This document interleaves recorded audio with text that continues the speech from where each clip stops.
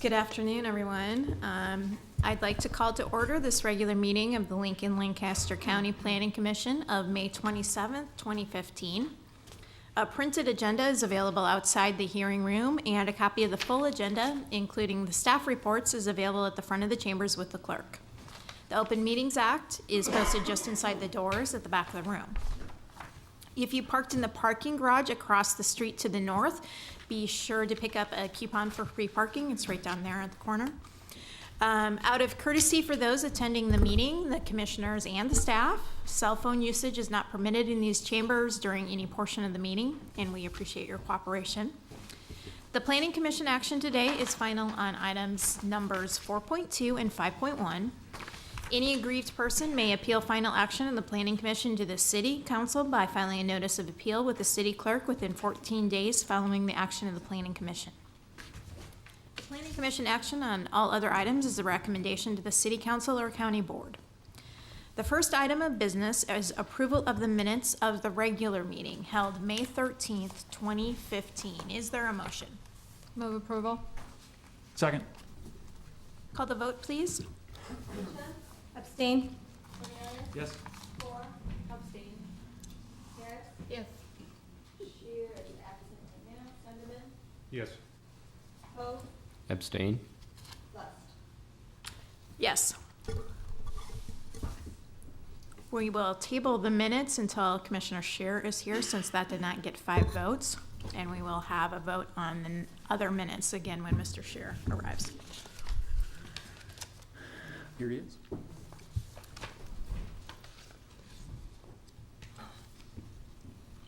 There he goes. No.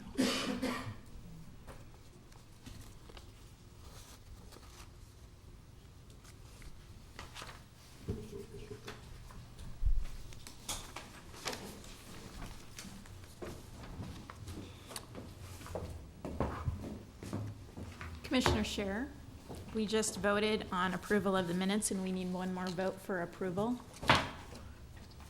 Yes. Thank you. The next item of business is approval of the minutes of the special public hearing held on May 13th, 2015 on the Transportation Improvement Program. Move approval. Second. Thank you. That was Harris and Cornelius.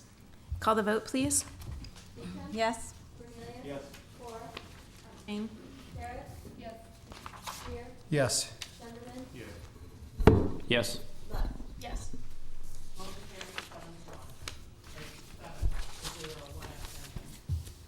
The next item of business is the consent agenda.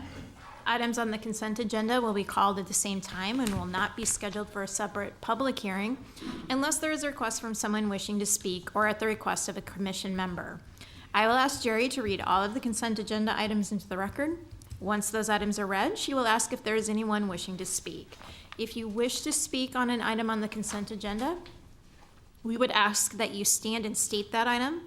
That item will then be removed from the consent agenda and scheduled as a separate public hearing under Section 3 of today's agenda. All items remaining on the consent agenda will be voted on in total with a motion for approval.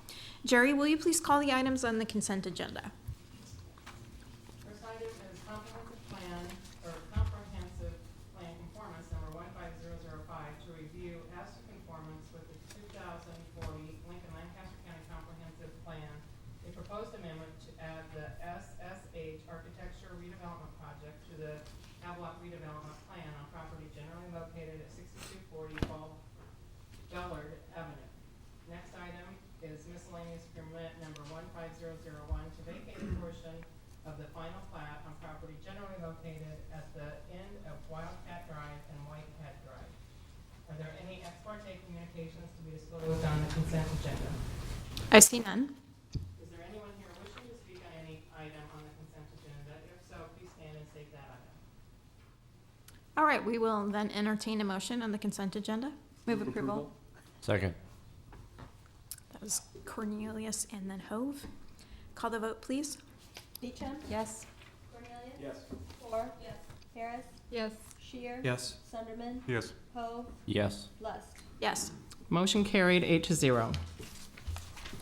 There are no requests for deferral on today's agenda, so we will now proceed to the public hearings. The staff will make a brief presentation. The applicant will then be requested to present his or her testimony, followed by those who wish to testify in support, followed by those who wish to testify in opposition. The staff will then be given an opportunity to respond to the testimony, and then the applicant shall have an opportunity for rebuttal. Each person testifying should state their name and address and has 5 minutes to speak unless additional time is requested and granted. The timer will go off after 4 minutes. You then have 1 minute to wrap up your testimony. The Planning Commission will vote immediately at the close of the public hearing unless the commission votes to defer action or continue the public hearing. Jerry, please call the first public hearing item. The first item is change the zone 13004B to amend ordinance number 19870 relating to the rail yard special sign district by amending section 4 to reflect the cube has been installed, by amending section 5 to allow 2 sponsorship signs for the rail yard, a sponsorship sign for the cube, and limited advertising on the cube, and repealing section 4 and section 5 of the ordinance number 19870 as hitherto existing. Staff recommendation is for conditional approval. Are there any ex parte communications to be disclosed on this application? I see none. Good afternoon, Christy Icorn, planning staff. In 2013, we saw the development of the West Haymarket, and we specifically saw the development of the rail yard. And if any of you have been down to the rail yard, you'd see it's a kind of a unique place. It's a place that's very different than other places around town. One of the things that makes that a unique space is the cube. The cube was part of the rail yard special sign district as an instrument to display public art, as well as have limited advertising. In 2013, a special sign district was developed specifically for the rail yard area within the West Haymarket area. The cube was something new. It was something that hadn't been tried before and was going to be regulated a little bit differently. And we can do that through the special sign district. We can look at areas on a case-by-case basis and see what's relevant and how it applies in that area. So the special sign district was approved, and there was additional signage that was also approved with the rail yard. What this amendment is doing is taking that original 2013 special sign district and tweaking it just a little bit more so that it fits the needs of the developers of the rail yard as well as the needs of the public. The changes are relatively minor, and they include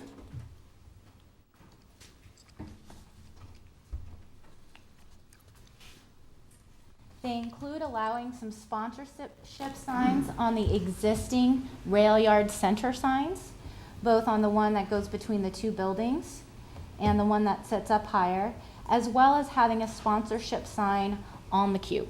And in this exhibit it says Union Bank, but in the future it could be any sponsor of the cube. The other major change that happens with this amendment is today the zoning district says that you can only advertise for 5 minutes on the cube per hour. That part doesn't change. What changes is that you can advertise as many or as little services in that 5 minutes. Today, you can only use 30 minutes for each you can only use 30 seconds for each advertiser. This gives the developer and the person running the cube the ability to have an ad that might go 5 minutes or have an ad that might go 15 minutes, but basically allocate that 5 minutes as best fits the needs of the event that might be happening during that time. Does anybody have any questions about those 2 changes? One thing I wanted to quickly add is that in the staff report, it talked about adding an additional sign, an additional center sign. And it's not really adding an additional center sign. It's clarifying that you could have advertisers on the 2 center signs that are already in existence within the rail yard. You said, Christy, that this was intended to serve the needs of the developer as well as the needs of the public, and I've heard a lot of stuff that's serving the needs of the developer, and I haven't heard much that serves the needs of the public. Can you elaborate on that a little bit? I'm going to let the developer talk about that, and then I can follow up with some questions after they've had a chance to speak. Okay, thank you. Can I just ask one thing? just to understand the special sign district, can you only petition for a special sign district within a redevelopment plan? Or can you do that in other? There's certain criteria that apply, whether in order to be able to apply for a special sign district. So you couldn't apply for it just anywhere. Okay. Historic districts are one, Okay. and I don't remember off the top of my head. I think it's in the staff report what the other areas are. Okay. Other questions? Christy, and this, I might need to ask the developer on this, but how often would the sponsorship sign part be changing with every That would be a special question event? for the developer. Yep. Okay. Other questions for Christy? All right, we will hear testimony from the applicant.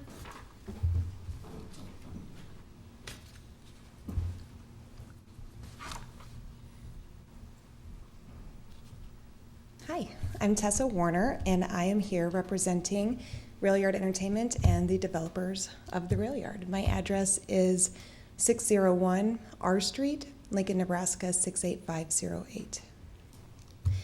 You know, with the whole Rail Yard, I think when we decided to embark on this endeavor, a big part of it was implementing the Cube and the public art displays that the Cube now has. And what we'd like to do with the sponsorship sign is actually take half of those dollars and reinvest them into more art, hopefully providing an opportunity not just for artists nationally and internationally, but we hope to also display student art and local art as well. So what these dollars do is basically help us create a vibrant atmosphere for all of the public to enjoy. And a big part of that is continuing our art program on the Cube. I think at the Rail Yard, we've tried really hard to be a community space. We've hosted several fundraisers, and for us to be able to continue to operate the Rail Yard, but also to operate the Cube and the art programming that we have, these sponsorship signs are pretty important to us. So I'll open it up to questions. I have one quick one. Sure. Can you remind me, does the Cube go 24 hours a day? I just can't remember off the top of my No, head. so we actually run the Cube from 10 a.m. to midnight, so that's 12 hours a day. The reason for that is we do have residential and a hotel across the street, so we like to, let them get some sleep every once in a while. And then we start up the Cube at 10 a.m. So actually, if you think about it, 12 hours a day is quite a lot of programming, and digital media is still very much up and coming, and so there's a lot of sort of pricing that's all over the place, and there hasn't been a lot of pricing really established for digital media right now. So a lot of that is making sure that as that industry grows, we're continuing to grow our ability to raise revenues for that type of art. Any other questions for the applicant? How often do you anticipate the sponsorship changing? Hopefully not very. The idea obviously is to get somebody in there who is a great partner to the arts, in addition to somebody who's a great partner to the Rail Yard. So, we don't anticipate that signage changing more than, once every 5 to 10 years. So that's our hope. Other questions? All right, thank you very much. Thank you. Do we have other testimony in support of the application? All right, do we have testimony in opposition? Do we have staff questions? I have one. Thank you. It's just a wording and the proposed amendments, and it's on page 24, let's see, line 11, where it says, well, I guess it sort of starts on 8, and it says the principal feature of the open space is a large video screen / digital display, and then you have kind of the added language, and then at the end of that, it says referred to as the Cube. So it's just takes the principal feature really far away from referred to as the Cube.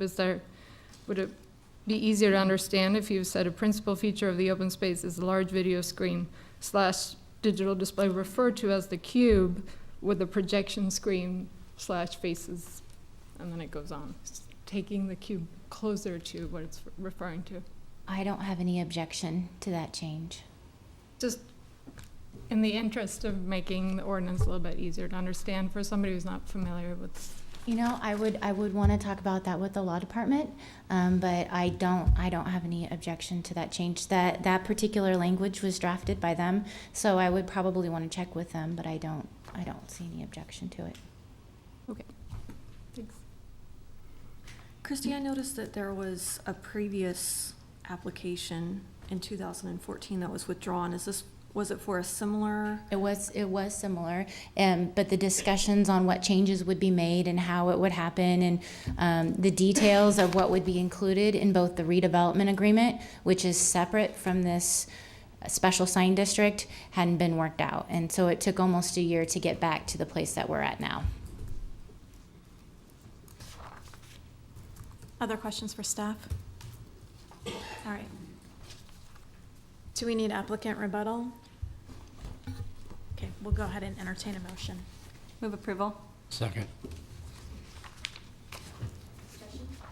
I'll make a comment. I served on the Historic Preservation Commission back before the West Haymarket was developed, and we had a series of meetings on design standards and special sign districts and that kind of thing, and I felt like the developers were really in sync with wanting to have something that celebrated our historic district without impacting it too much, and one of those decisions was having the cube face away from the historic part of the Haymarket. And I feel like these changes really still go right in line with what our intent was at that time. We're not lengthening the amount of time that the advertising takes place. We're just giving them a little more flexibility in what they can put up there.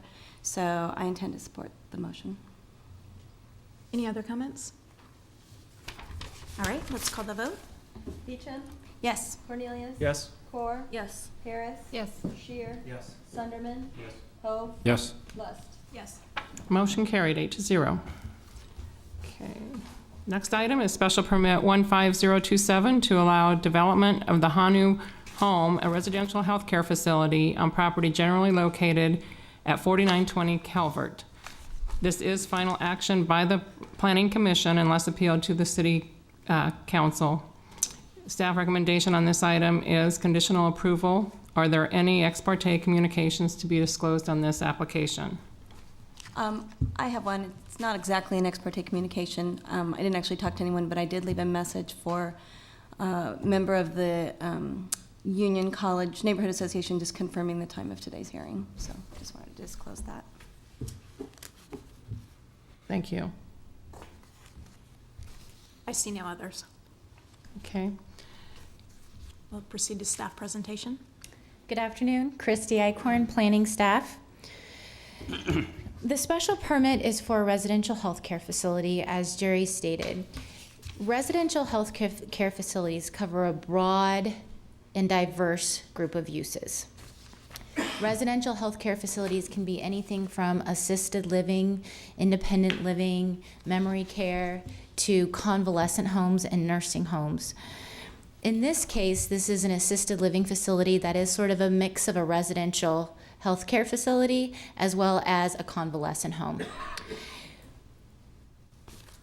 This special permit would allow for up to 5 residents in a single dwelling unit that could stay on the premises for up to 90 days while they receive peer counseling. One thing that makes this different from other residential healthcare facilities is that there are no registered healthcare providers on site.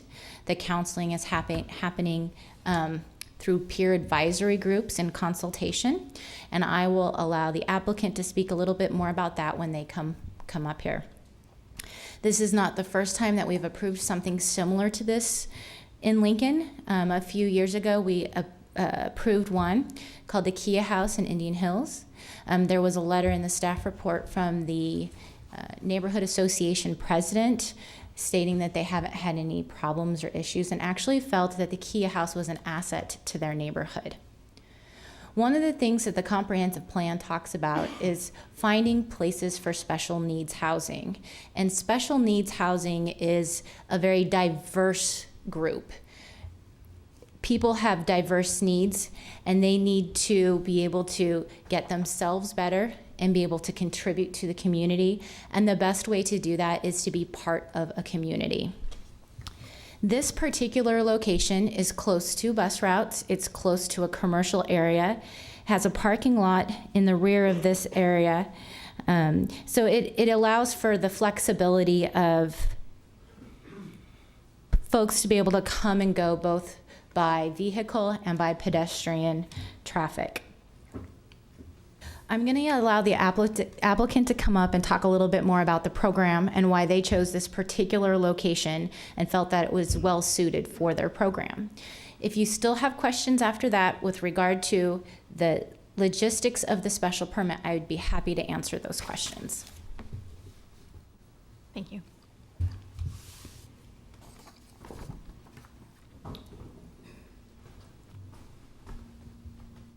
Good afternoon. My name's Alan Green, A-L-A-N-G-R-E-E-N. I'm Executive Director of the Mental Health Association of Nebraska. As Christy said, about 6 years ago, we came before the Planning Commission for the project, what is now known as Kia House. There were a lot of the similar type concerns that we wanted to address in putting a house in a neighborhood. That was our target, was to have it in a neighborhood setting, that it was very peaceful, conducive to community living and access to community services. The house has, Kia, in its 6 years, has had close to 500 distinct guests for probably close to 4,000 day stays.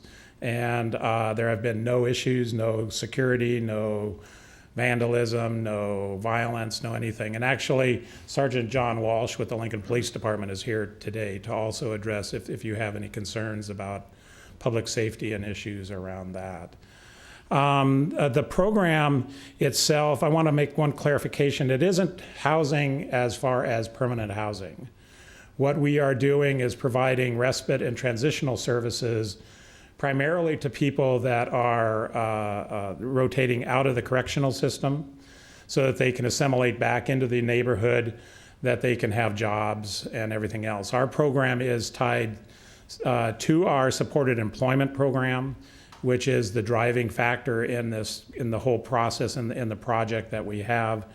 And so it is about trying to help people gain the skills that they need to assimilate back into the community and then become economically self-sufficient and productive member of the community. Another thing that it's important to note that the population that we are serving are people that have behavioral health issues. There was a concern raised earlier in a letter that we got through the planning department that mentioned developmental disabilities. That is not our target population. Peer support is a proven and evidence-based practice where highly trained people with lived experience with behavioral health issues and the systems around behavioral health issues actually provide support and guidance and education and basically community navigation to people with coming from like situations. Again, so that there is a unique connection, a unique bond that can be formed that can help the person see that there are possibilities, that there is a life after a diagnosis or even possibly a jail term or something like that. Christy also mentioned that it's a 90-day stay. The way we are going to structure it is in 30-day increments, with review leading up to that 30th day to make sure that progress is being made, that they have goals, that they are actually working towards their own independence and their own economic self-sufficiency. Then that would be renewable for 2 more times for that full 90 days. Where this differs from Kia House had a 5-day stay and was primarily respite. This we saw was a need for maybe a little more intensive, a little more hands-on, and then also tying it directly again to our supported employment program and our employment specialists. We also have a support program in place that works in collaboration with the Lincoln Police Department and the Lancaster County Sheriff's Department, called the REAL program, where we do outreach and receive referrals from officers to go provide services to people that they've identified as needing help but not needing hospitalization. This program will be tied in with the house itself too, so that there is not only 24-hour staffing at ANU, but also outreach staff that go throughout the community and providing support, plus employment specialists that are targeted specifically to helping people find the jobs that they want and helping them keep their jobs.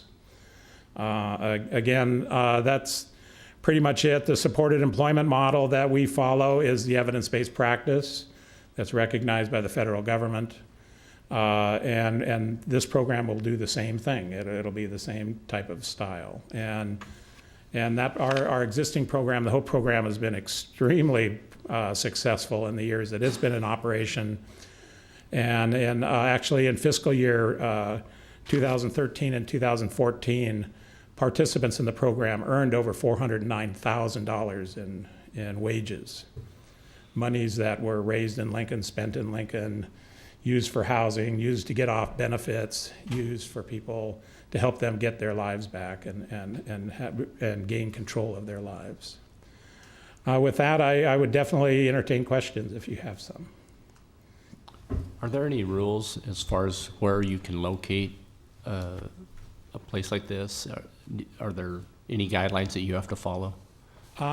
With Kia, that kind of set the bar. It's the first of such program anywhere in the Midwest. It is right now one of about 15 similar type programs in the country. And our program is the only one that has been accredited by CARF International. So it is also accredited at the same level of any other treatment program in town. But that being said, it is so new to the community. It is, we're kind of finding that path. And the planning department, especially with Kia, was instrumental in helping us find that path and working through the system. And I think with some of the testimony and some of the people that we have here that could offer up evidence that it's been extremely successful and has not caused the detriment. But we all live here in town. We all know what it's like to live in neighborhoods. We're very, very aware that we want to enhance the community and not cause detriment. Thank you. Dennis?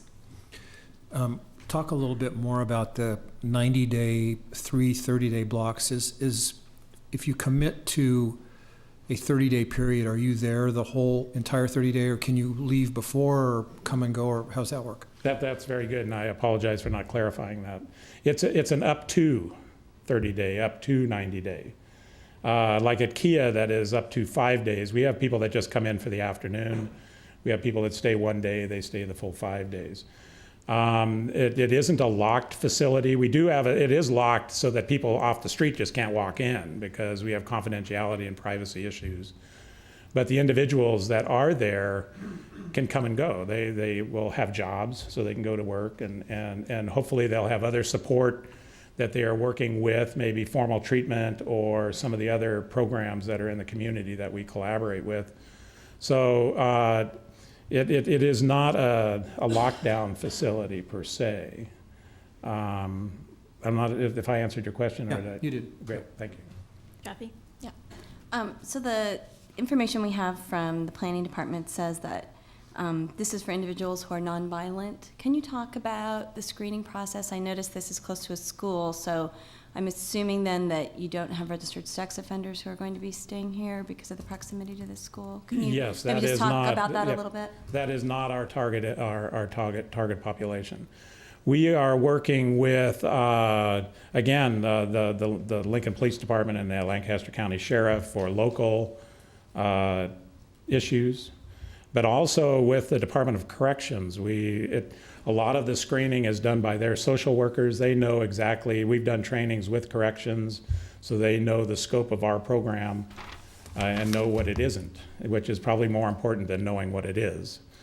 And so they know the target population, and then we are also going into the different facilities when necessary to help with the person becoming more familiar with what it is, get an idea what's out in the community, help gain some of those initial skills and knowledge about what the process is.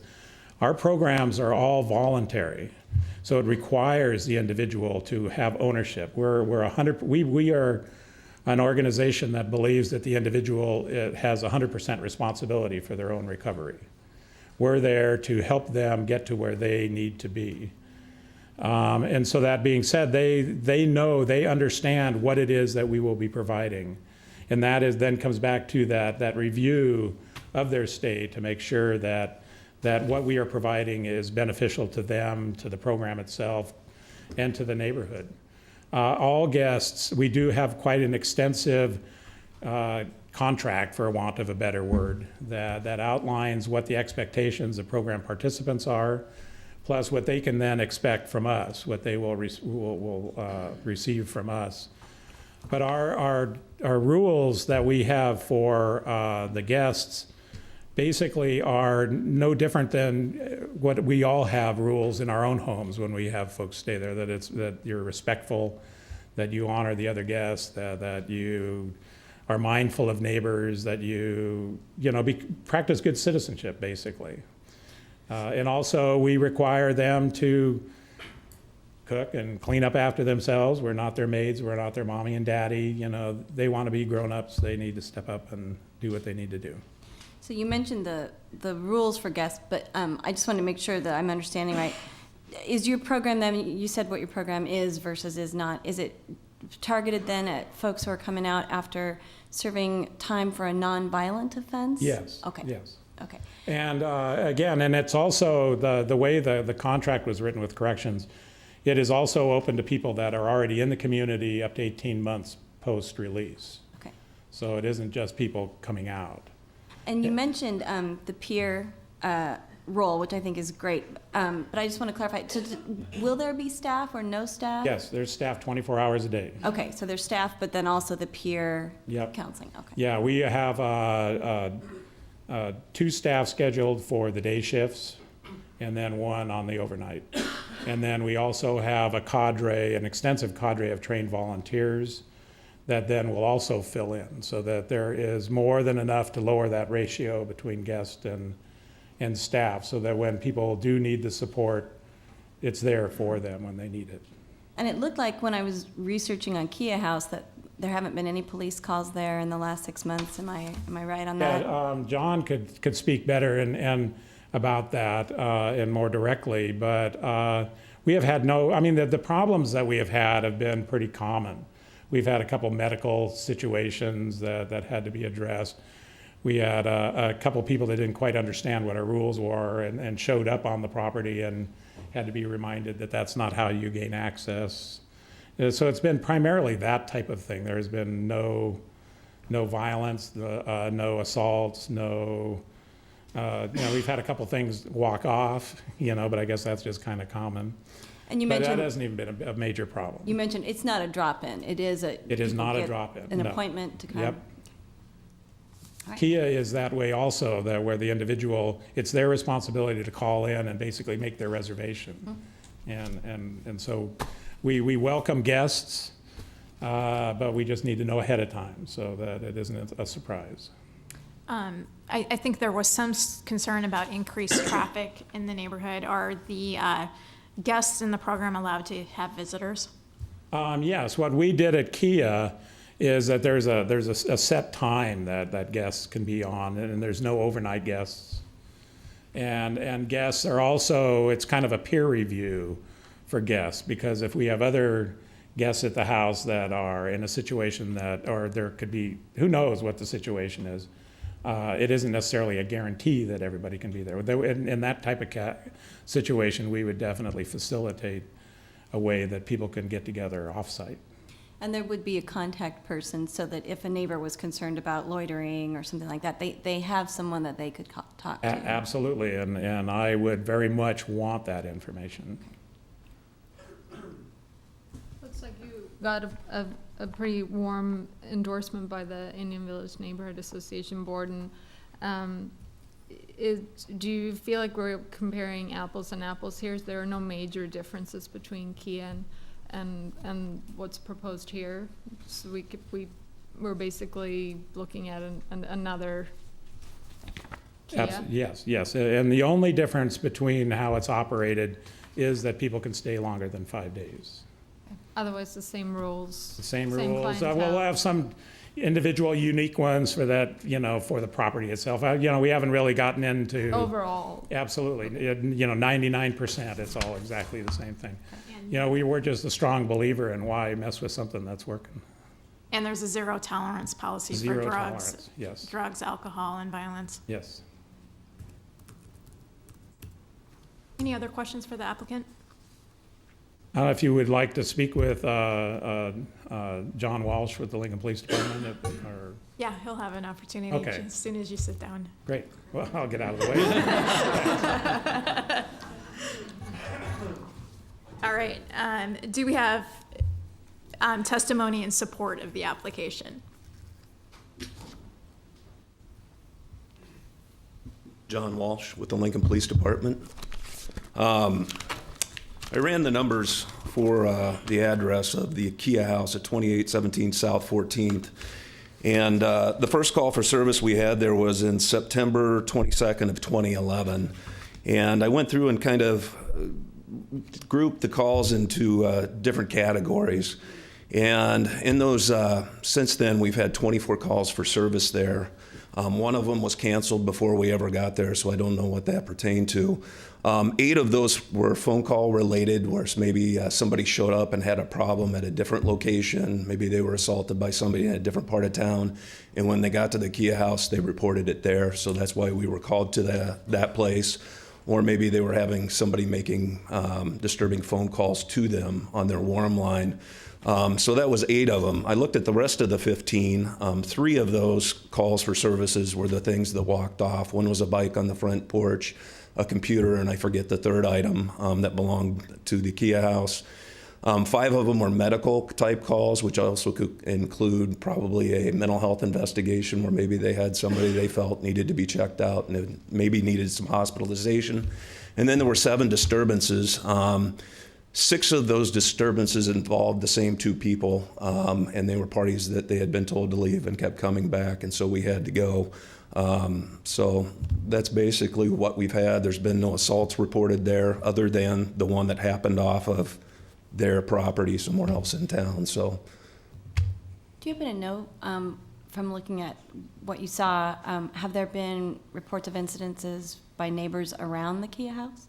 not from what I could see. These were all ones we were sent to, so I looked up the address specifically.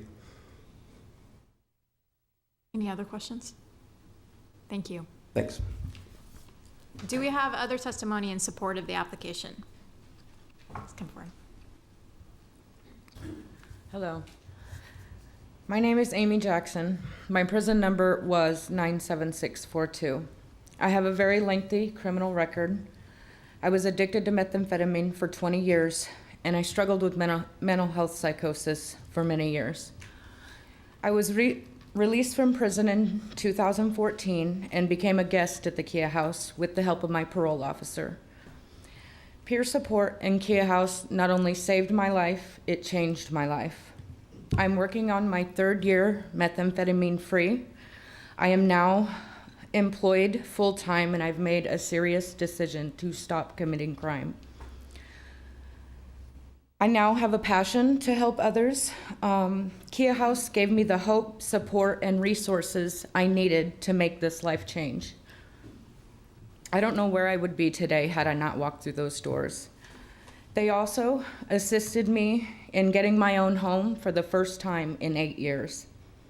I truly believe that peer support and Hanu Home is a much needed place to bring change in our community and to help give hope, guidance, and direction for others to make better decisions and become better citizens. Thank you.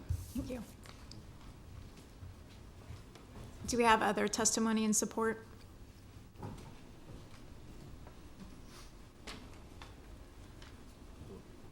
up to get my address? If you would, Your name and please. address, please? My name is And Mike address. Dickin, address 721 Sunset Boulevard, Lincoln, Nebraska. I'm definitely in support of the Hanu home. I think a lot can be said for peer support and really what it does. I myself have been incarcerated. I think having someone there to help walk with you and navigate through a system that oftentimes when guys come out, there's a lot of things that they have to do, whether it's get their ID card, see the parole officer, get a job, but a lot of that, especially if you've done a lot of time, a lot of that can be hard to navigate. So having someone there to walk with you, as well as have the employment piece and to get a job, I think is very important. Like I said, I think before, I am a peer. I do work with the Lincoln Police Department now with the REAL program. So we do go out in calls, and I think even just having the opportunity to see the change in the people that I've worked with, and I can't take credit for that. Like MHA says, it's that individual, and that's the thing that sets us apart. Like the individual has to want to do it.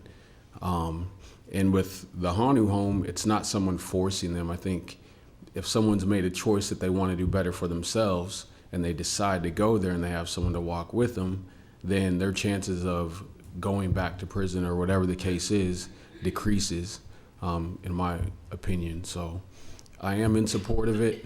I like what MHA has to offer, and I'm not saying that because I'm an employee. I'm just saying that as an individual that lives in this community, I feel like we all have a responsibility to those that not only are coming out, but those that are struggling. I mean, if we want Lincoln to be the best that it can be, then I feel like we need to do everything that in our power to make that happen. And I think Hanu was definitely a step in the right direction. Thank you. Mike, what was your last name? Dickin, D-I-C-K-E-N. Thank you. Yep. Do we have other testimony and support?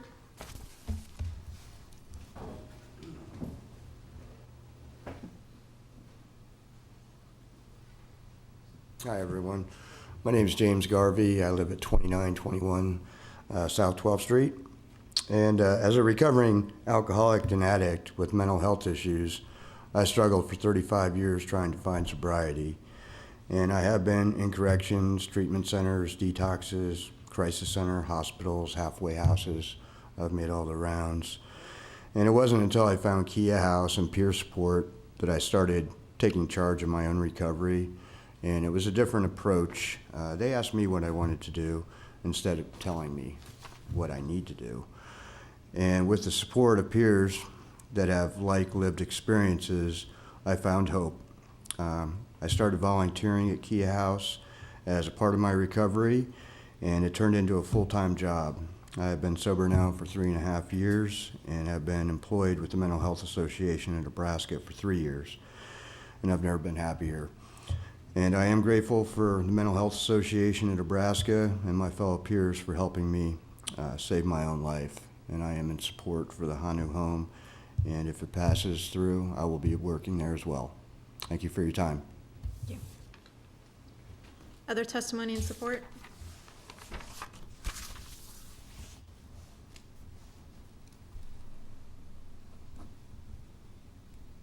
My name is Luke Bonkwich. I live at 1660 Sioux Street.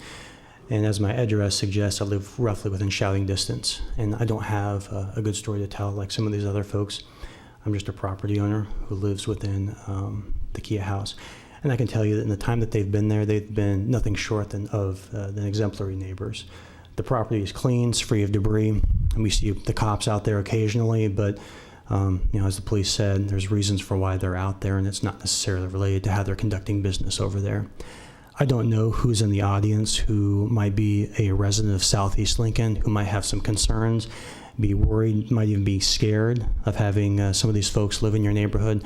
I can tell you that I felt some of those same things. Some of those same things. I had reservations. I had concerns about it. I would encourage those folks to go to the Mental Health Association's website and look up what they're doing, because this isn't their first rodeo. They've been helping people like this for years. They've been given grants, hundreds of thousands of dollars repeatedly. I've never been given a grant, but I can tell you that you don't get that type of money without being a well-run organization with an excellent track record. Finally, I also did a little bit of research online about mentally ill folks who live in neighborhoods, and there's something that came to my attention. There was a study done in 2000 that basically said folks who live with mental health illnesses, they do better in stable neighborhoods. So if we're trying to treat this problem, if we really care about these people, if we care about our communities, we need to fully integrate these folks into our neighborhoods because they act out violently less when they're in stable neighborhoods as compared to when they live in socially disorganized neighborhoods. So I'm not saying that you should give them carte blanche with regard to this, but I think they've earned their chance, and I hope that you and I hope that Southeast Lincoln will give them a chance. Thank you. Other testimony in support? All right, do we have testimony in opposition to the application?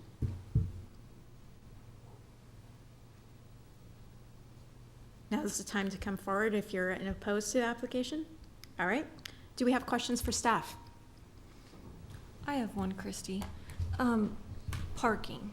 What kind of parking requirements, do they change just because it's, the use of the property is changing? They will have to provide some additional parking, and they intend to provide that in the rear yard. There's an alley just to the east of the property, and so before occupancy, they will have to provide that parking and access to that parking. One thing I wanted to add before I sat back down is that this is a special permit, and special permits, once they're granted, it doesn't mean that they can't ever go away. So if for some reason the applicant or its successors were not to meet the standards that are talked about or become a problem, then that special permit could be looked at by the city council sometime in the future to be revoked.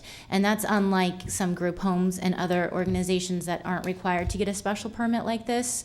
So I think that's an important factor when considering applications like this. Thank you, Christy. I noticed there was a meeting with the neighborhood association, and I really appreciate the applicant doing that. I think that's a really important piece, and it might be why we don't have any concerns today. I was just curious if anybody had talked to the school, the principal, or anybody at the school, just because it's in such close proximity. Do you have any? The planning department staff did not talk with anybody at the school. Okay. Any other questions? All right, thank you. Applicant, do you need any rebuttal, or do you think everyone's said what they need to say? Unless you have any further questions, I'm pretty happy with those. Anyone?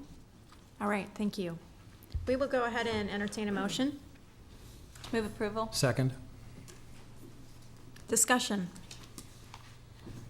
I'll start. Having lived in a neighborhood that had a lot of group homes, some of which had a great number of police calls, I find it really refreshing to be reviewing something that seems like it's really well run, working well, and especially that, at least in the example of Kia House, has really worked hard to be a good neighbor, give more information rather than less, and participate with the neighborhood association. I'm a firm believer that the more communication we do, the better we get. So I intend to support the motion. I'm going to support the motion also, and I just want to express my appreciation for the people that came forward to tell us a little bit about their stories. That really means a lot to us when people are willing to do that. So call the vote, please. Beecham? Yes. Cornelius? Yes. Core? Yes. Harris? Yes. Shear? Yes. Sunderman? Yes. Poe? Yes. Lutz? Yes. Motion carried 8-0. The next item is miscellaneous number 15002, to review the proposed determination that the VA campus redevelopment area as set forth in the VA campus redevelopment area blight and substandard determination study be declared a blighted and substandard area as defined in the Nebraska Community Development Law. The study area consists of an estimated 63.5 acres, more or less, and 20 structures. The redevelopment area is located at 600 South 70th Street, including the South 70th Street rights-of-way. Staff recommendation is finding of substandard and blighted conditions. Are there any ex parte communications to be disclosed on this application? I see none. Good afternoon, David Landis, the Urban Development Director, the applicant in this case.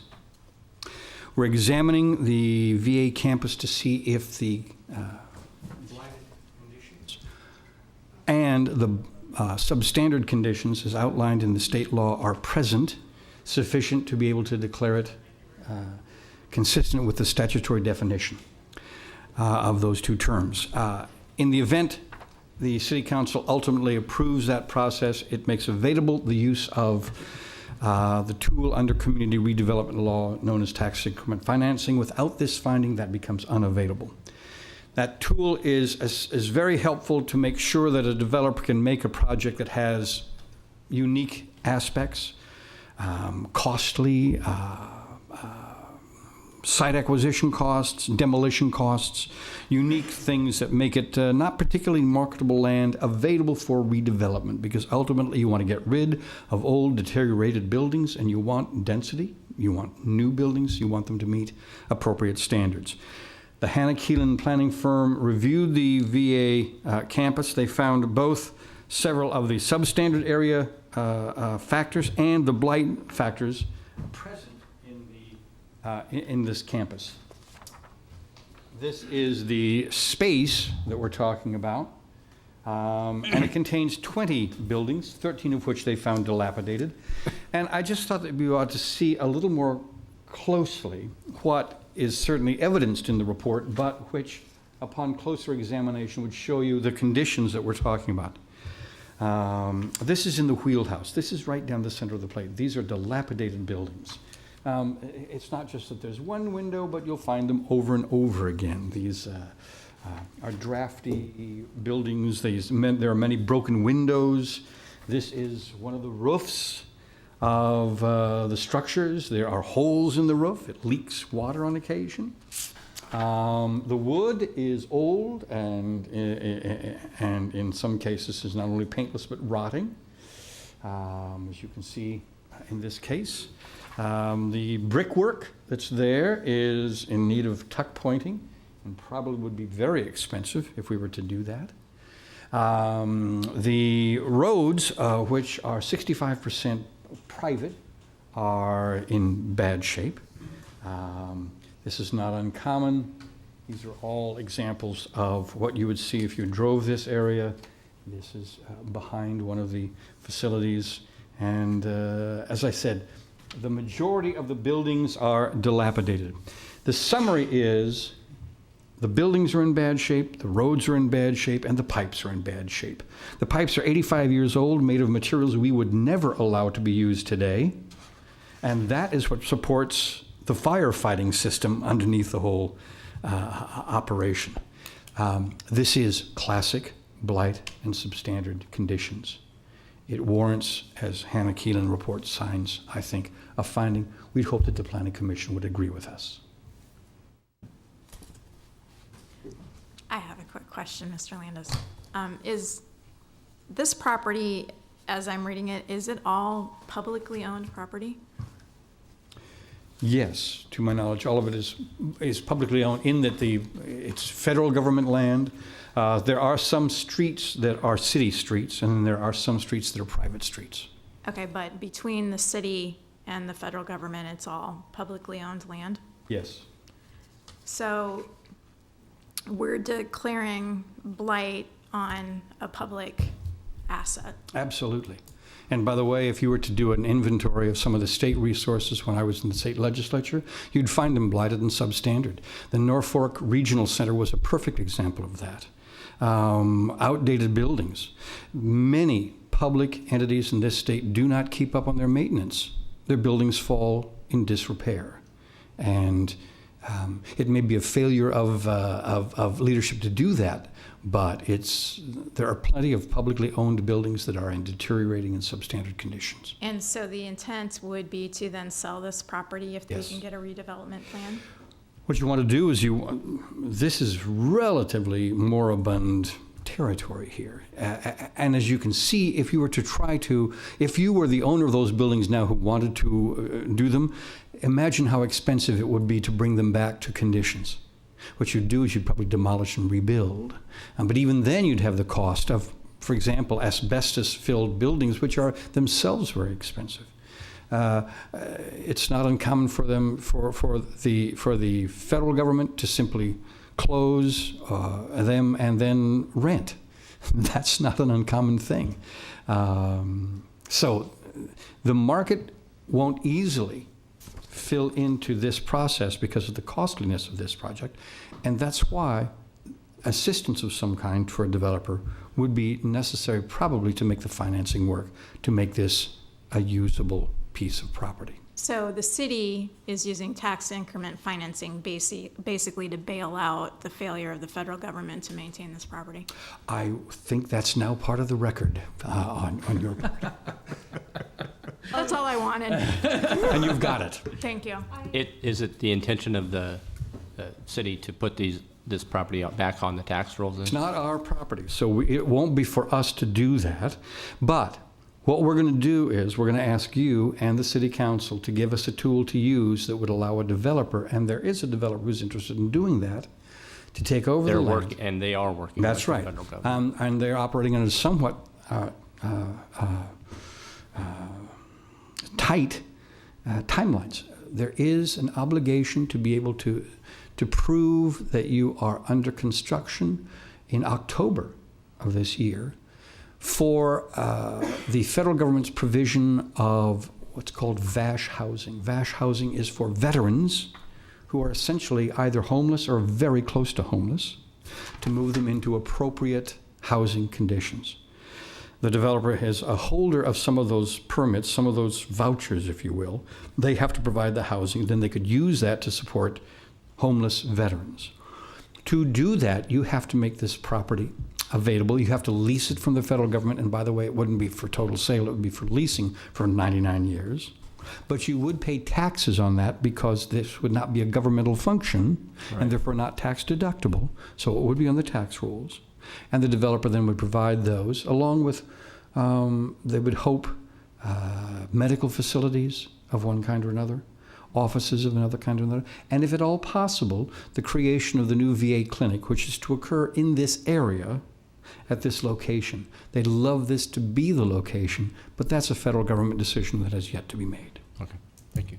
So, Dave, does that mean is there sort of a guarantee that this area would still be used for veterans? Is there a chance that it would not be used for veteran services?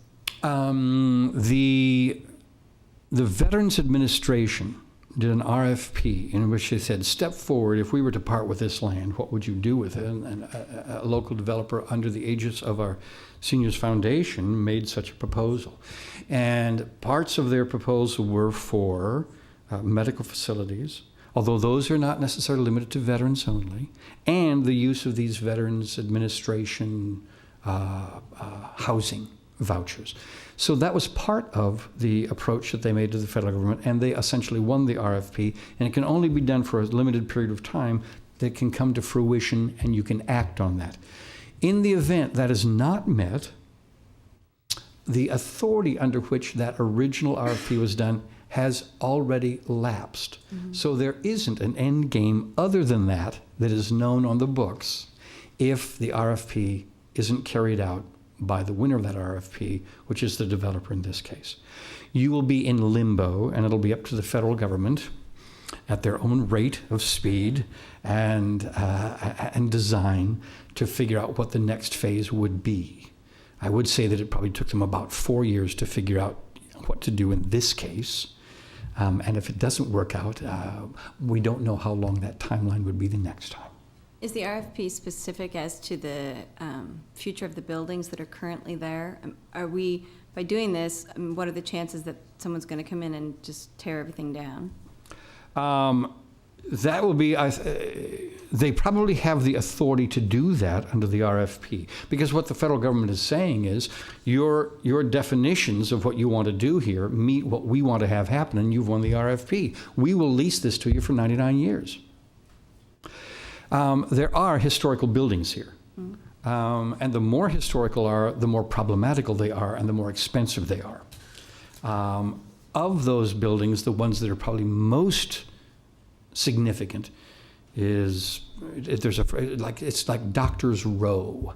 It's a series of 3 or 4 buildings on one side that have, I think, probably the richest historical vantage point, and they also represent significant problems. There isn't a known outcome for those. We've certainly said we'd like you to be as sympathetic as possible to the historical aspect of what you're doing. And they will do that, but they will be, I think, as sensitive as they can afford to be. And I do not know the outcome of that. But at the point at which there is a redevelopment plan amendment, we will bring that to, it'll come here as well. Okay. I will say this, it has been the business of our planning department to meet with these folks along with us. Ed Zimmer's been in the room, and you couldn't go through a meeting without Ed saying, and by the way, do you remember these buildings right here? They are rather handsome in their historical heritage. But there will be an obligation to go through SHPO and the federal historical process, no matter what happens in this case, because of those. So this will go through the State Historic Preservation Officer?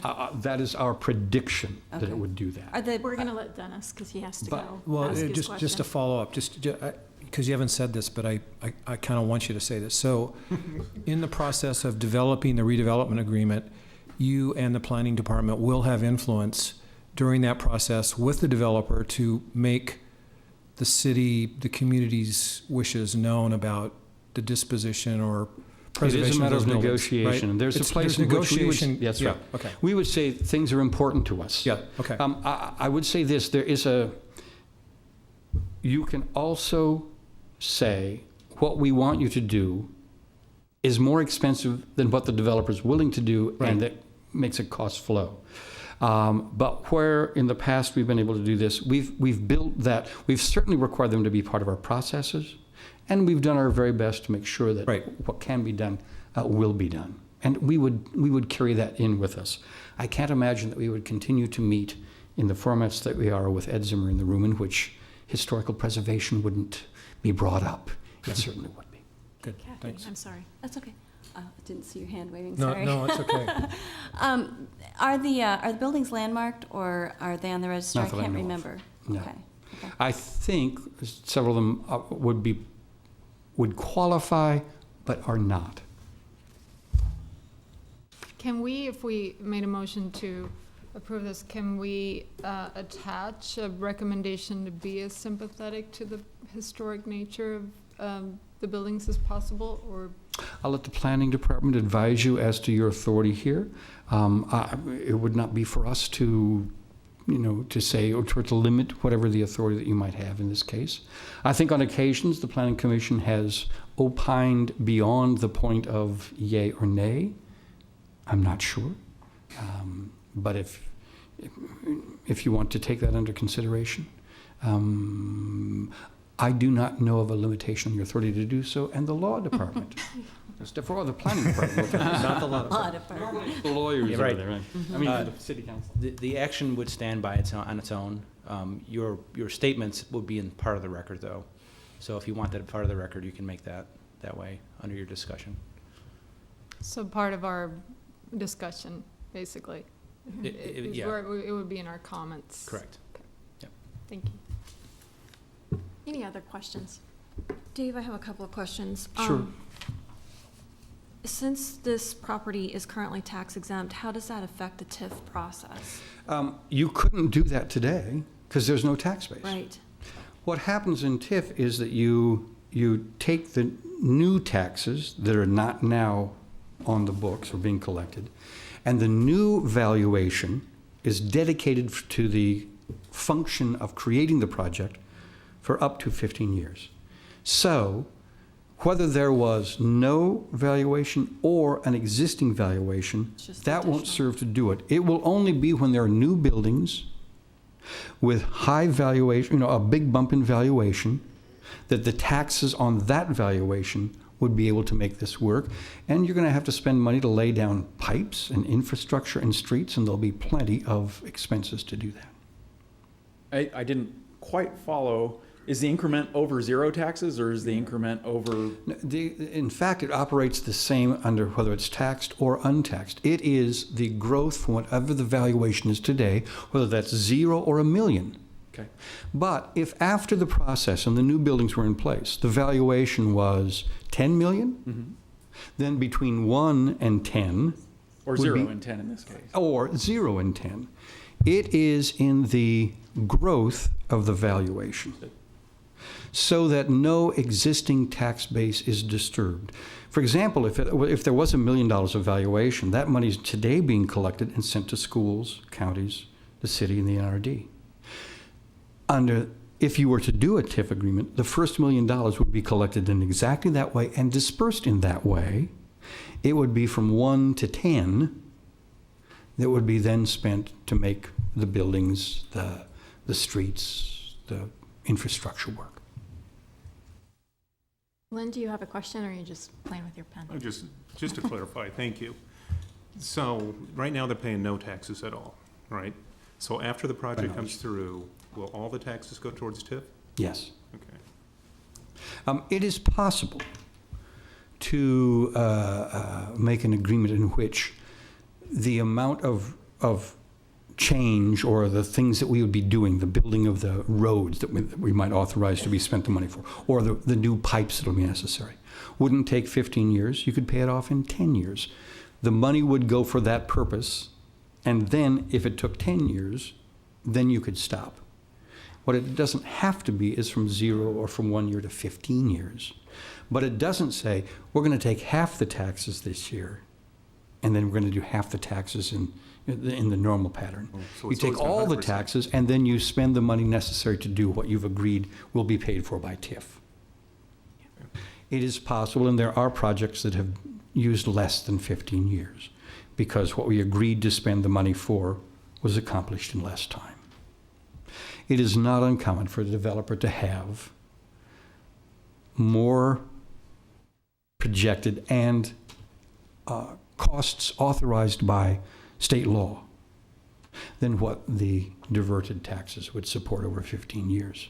It's not uncommon for them to bring us a list that will use that up, but it doesn't have to be that way. Mr. Peo, do you have something to tell Just a us? slight clarification. Just because your property is tax exempt doesn't mean it has no value. And so the county assessor has a duty to assign property value to property, whether it's exempt or non-exempt. And the TIF is based on the increase of assessed valuation based on the development. So the VA property would at least have some land value, potentially the buildings, I don't know what value they might have. So you're not going to start at 0, and then everything you put in creates a new tax base, so you take that thing. You're going to have a base value. You get the taxes on the increment, but there will be an assessed value for this property for that purpose. So the result is when this goes to private use, When it's there in will be private a use, portion it that will becomes go taxable. into Yes. to the You'll- city's coffers, and then the TIF on top of that. You will establish a base value. That base value then is distributed, the taxes on that base value is distributed to all the taxing entities. The increment goes to the city to fund tax increment financing. From my purposes, and by the way, that is a helpful and appropriate clarification. There's $0 today, but that doesn't mean there's 0 valuation. Thank you. So some of this is going to go to private use instead of public to generate the tax dollars.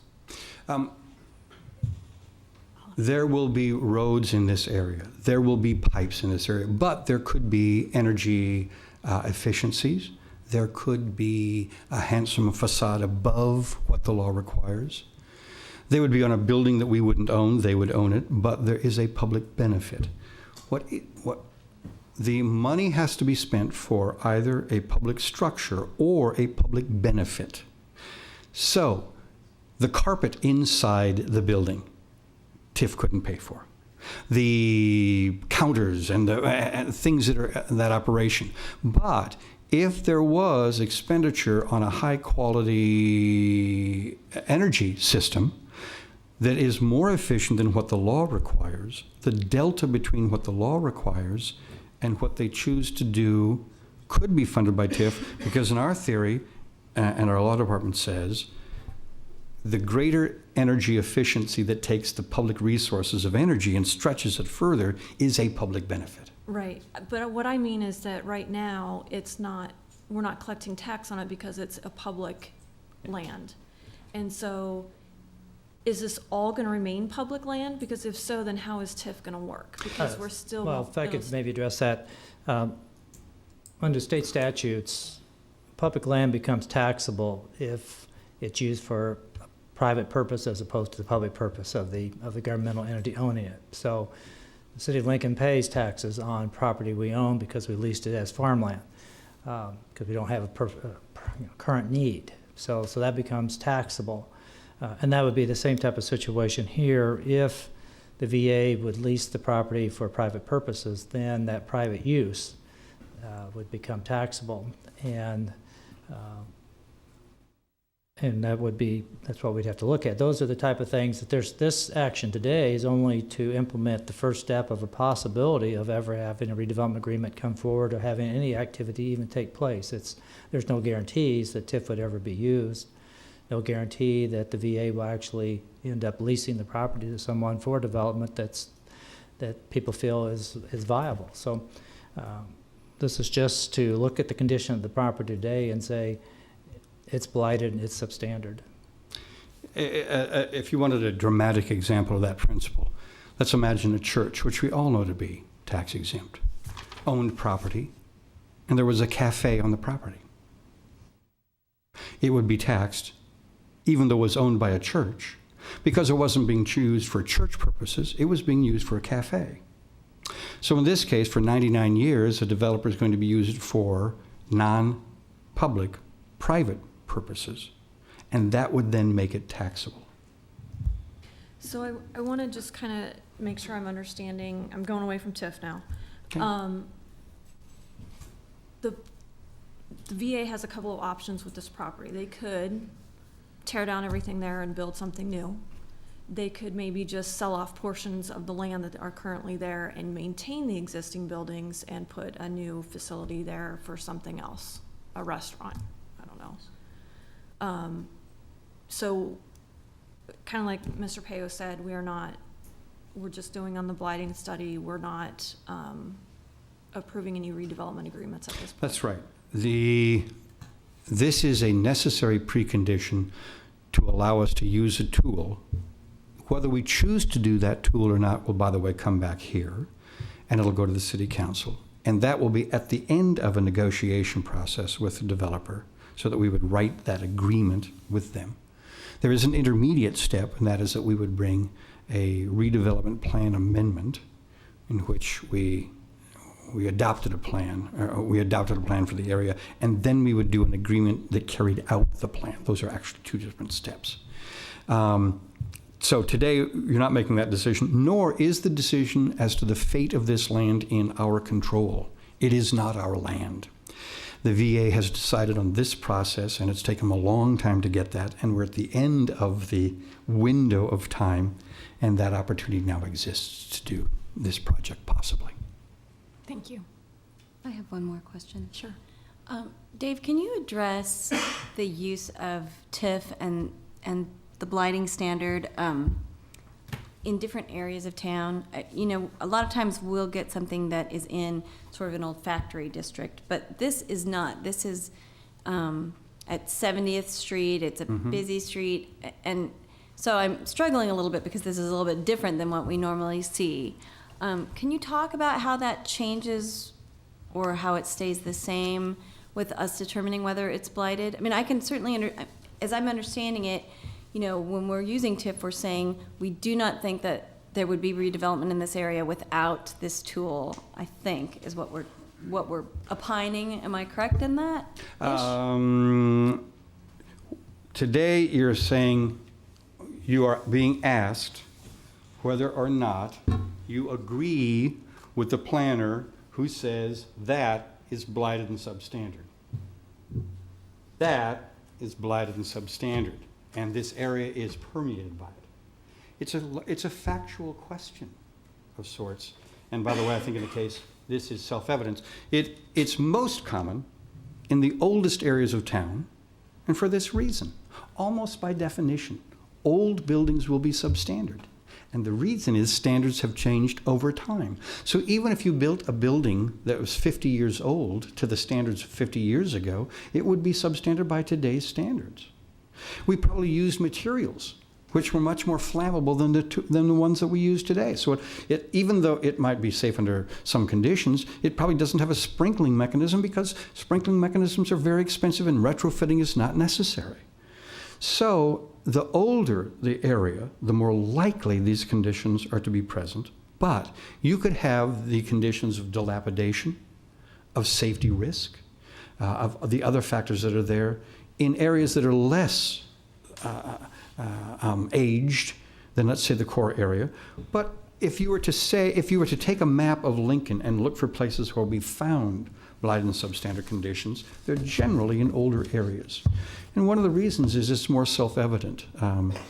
This is a product of two things: age and ignoring the continuing maintenance of the structure. And then you get this.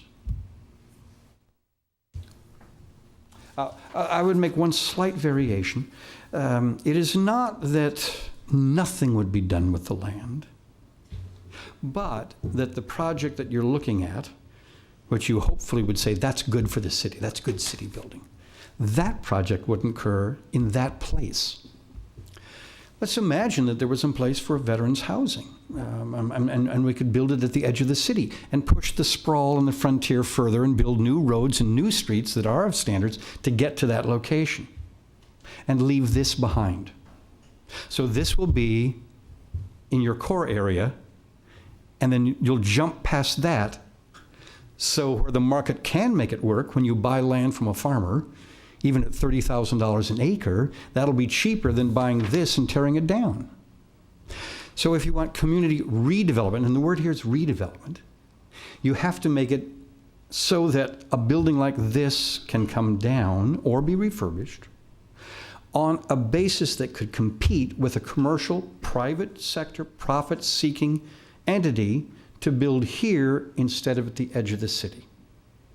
And we do that because for two reasons. One, building at the edge of the city is expensive and sprawl has significant social cost. And secondly, it leaves a donut of older, dilapidated structures that are ignored by the market because of the costs involved in doing it, which is why this tool exists and is exercised. Any other questions? All right, do we have testimony in support other than from the applicant? All right, testimony in opposition? Seeing none, we will go ahead and entertain a motion. Move approval. Second. Discussion? Yep. What we're asked to do today, as has been pointed out, is a finding of fact. It really isn't about how we feel about TIF or how we feel about the use of this property in the future. It's about the conditions of the property currently. We had a report, and we were asked by statute to decide whether or not we agree with the report that was presented to us that shows conditions, and there are statutory conditions that are laid out. We have to find that there are so many of them of substandard conditions and blighted conditions, and as Mr. Landis pointed out, regardless really of maintenance, an area can become substandard simply by existing over time. You can update it and bring it up to standard, but it can become substandard simply by existing. And this is not really about how we feel about the property or the area. It's about the facts, and I think it's a sort of open and shut case. I doubt we'd be given the report if there wasn't a reasonable presence of these factors. This is almost a mechanical thing for us, it seems like. I agree that there's probably no doubt that this property is substandard and blighted. I just always find it difficult when we have public property that is substandard and blighted, and then, you know, the city of Lincoln's taxpayers have to some degree, bear the burden of helping with the redevelopment of it, when if we had just, at all levels of government, invested in maintenance up front, it probably would have been That's cheaper. always true regardless of public or private, I think, because we say the same thing when it's a private area that we find, why didn't the owner just take care of it? it's true regardless. I think it's different when the owner is paid for by our tax dollars. Before you But- call the question, can I? Yeah. I have some comments. So anyway, obviously, this is substandard and blighted. Something needs to be done about it, and so I'm going to support that finding. Kathy? Thanks. I would just add my 2 cents that I do think, as we're talking about public benefit, I very much would like to see at least some of the buildings preserved, if at all possible, as we go forward with the redevelopment agreement. I think they're unique. I think they have a lot of history. They add to the area. So since, as you said, David, this is our chance to put our comments in, I'm putting those 2 comments in. And Tracy? I would agree with that. I'm going to kind of jump on the bandwagon a little bit. I think it's a shame that these are historically significant buildings and they've been allowed to deteriorate so much. And I think that it's even more shameful that this is how we thank our veterans when they come back from serving our country, and they have these dilapidated conditions. And I've had occasion to be in this facility and other VA facilities, and I know that for some reason, Lincoln's VA facility has been allowed to deteriorate more than the others within our state, not even within the nation. And that to me is saddening, because now we're expecting the city of Lincoln to help out the federal government with this. And prevention is 10 times cheaper than coming back on the backside. So if the federal government's listening, whoever they are, Yeah. start ponying up for Lincoln. I also echo Kathy's comments about, these are historically significant, and I'd hate to just see them torn down. And I also know, I understand the blight. I know there's been several fires in this facility within the past year. And if we're having those kind of problems with the water pipes the way that they are, we need to get this addressed. I know that fires have been a problem. I know that they have to wear their coats when they work because it's so cold. It's terrible conditions, so it needs fixed badly. All right, are we ready to call the question? Okay, please do so. Beecham? Yes. Cornelius? Yes. Core? Yes. Harris? Yes. Sunderman? Yes. Hove? Yes. Lust? Yes. Motion carried, 8-0. Okay. Last item is under continued public hearing and administrative action, special permit 15025 to construct a broadcast tower on property generally located at 3825 Wildbriar Lane. This is final action by the Planning Commission. Staff recommendation is for conditional approval. Are there any ex parte communications to be disclosed on this application? I see none. Good afternoon, Brian Will, Planning Department. And to get everybody sort of zoomed in here on the location for reference. This is the boundary of the property here. South 40th Street. Old Cheney is approximately this location, is Wildbriar Lane. This is the location of the Good Shepherd Lutheran Church, and this is an application for a broadcast tower. And I say broadcast tower, I just wanted to make the distinction between that and a personal wireless facility. I'm sure you know we have special permits for both. Personal wireless facilities, commonly, we describe that to be cell towers. Broadcast towers sort of applies to everything else. And in the case of this application here, this would be a small radio station, but operated in association with the church. And 2 weeks ago, this application was before the Planning Commission. It was delayed, and it was delayed to allow the applicant some additional time to meet with the neighbors to talk about some concerns that had been raised. That meeting, or perhaps more, I'm not sure the applicant can talk to us about that. They have met.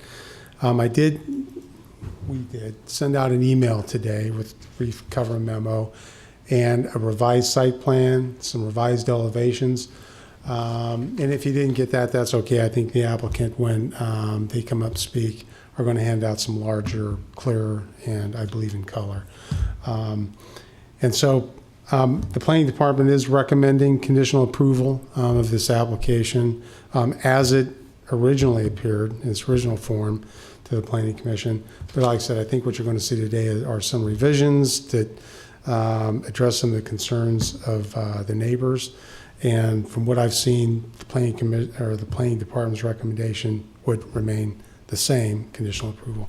So with that, I'd be happy to answer any questions planning commission might have. Yeah, there weren't any staff conditions that needed to be changed as a result of the revised site plans that were submitted? No, there weren't, no. Any other questions? All right, we will hear from the applicant.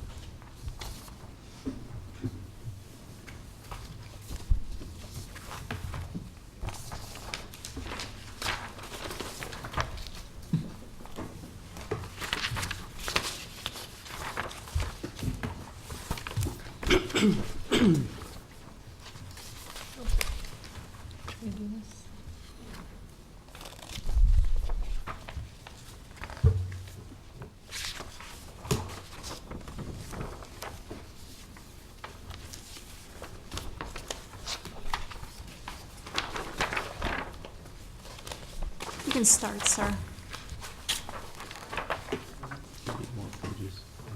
My name is Nick Sandman, and I live at 4501 Hallcliffe Road, Lincoln 68516, which happens to be in the Briarhurst neighborhood. The church is in Briarhurst West, so it's really close to the same neighborhood. And I serve as the chairman of the board of Good Shepherd Community Radio. Can you hear me now? Yes, this is fine. Good Shepherd Community Church, or Good Shepherd Lutheran Church, as the owner of the property, is making application for a special permit to build this radio tower. I'm testifying in support of this permit. Good Shepherd Lutheran Church believes that as God's people, we love God by serving our neighbors in and according to our various vocations. We have operated a preschool for over 20 years and a day school for over 10 years. We are also in the planning process to add before and after school childcare this fall. Over the last few months, we have sponsored fundraisers in support of Pediatric Cancer Awareness Network, or PCAN. We have welcomed organizations such as the Boy Scouts, Alcoholics Anonymous, homeowners associations, and other such organizations to use our facilities without charge. We have been granted, that is Good Shepherd Community Radio, a license by the Federal Communications Commission, or FCC, to build and operate a community radio station at 100 watts in the FM radio spectrum of 95.7. That's channel 239.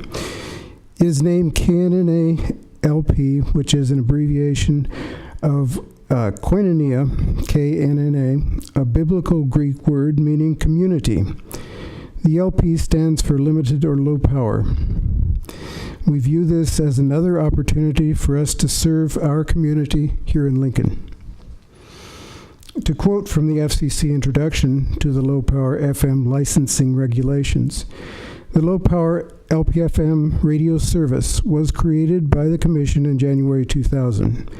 LPFM stations are authorized for non-commercial, educational broadcasting only, no commercial operation, and operate with an effective radiated power of 100 watts or less, with maximum facilities of 100 watts at 30 meters, or antenna height above average terrain. The approximate service range of a 100-watt LPFM station is 5.6 kilometers or 3.5 miles radius. LPFM radios are not protected from interference that may be received from other classes of FM stations. Rather, they are required to protect other stations in their signals. So we're the bottom of the totem pole, but we are serving our community. A construction permit is required before an LPFM station can be constructed. The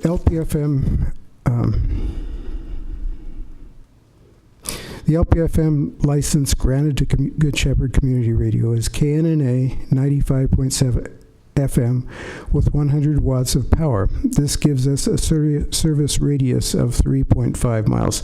That needs to be corrected. My engineer on the board said the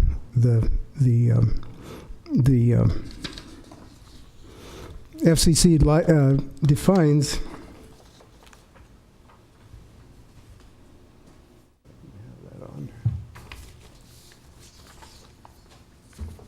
the FCC defines the service radius as 60 decibels or more. And I don't know whether you can see that, but the 60 decibel range is there. So that's about 3.5 miles. It's not a perfect circle. So strike the 15 miles. By comparison, a full power FM station, like, for instance, KLCV 88.5 FM, has 46,000 watts of power and a service range of 50 miles. But far more important is the fact that there are 279,294 people within the sound of the voice of KNNA, The Cross. If you can see that, that needs to be corrected as well. The 60 decibel population is 137,000. 782. So it's a smaller range, but that's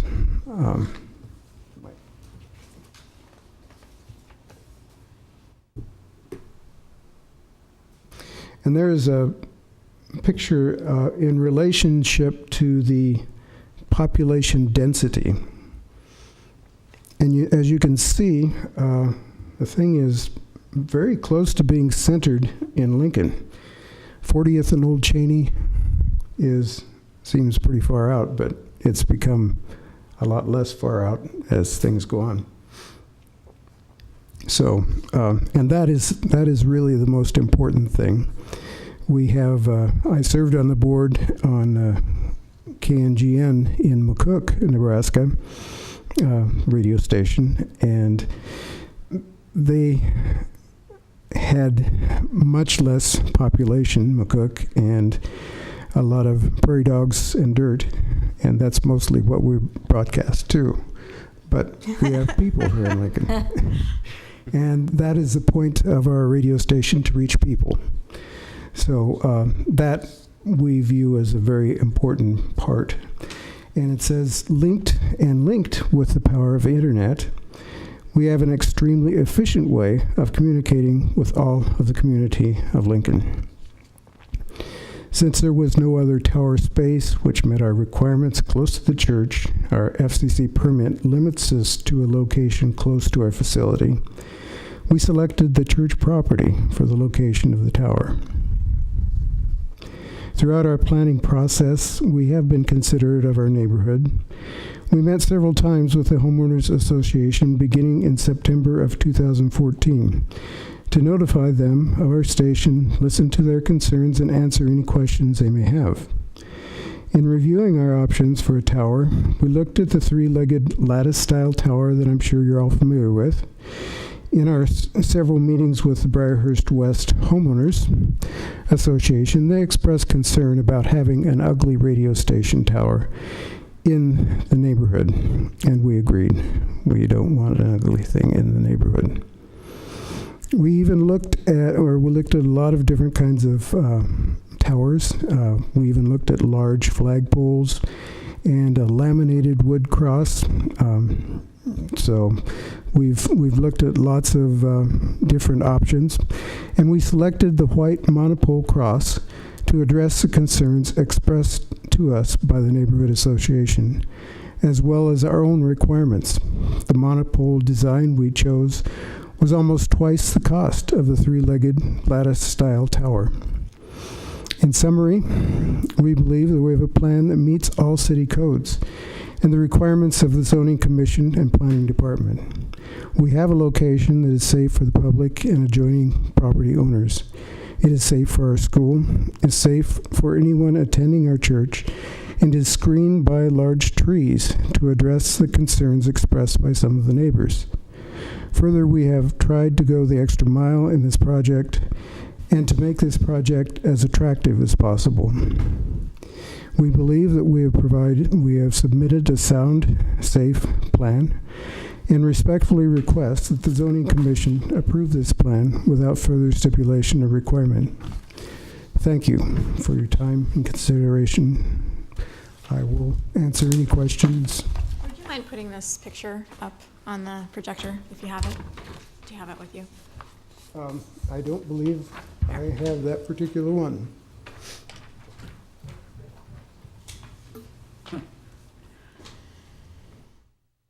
It's the same one. Sure.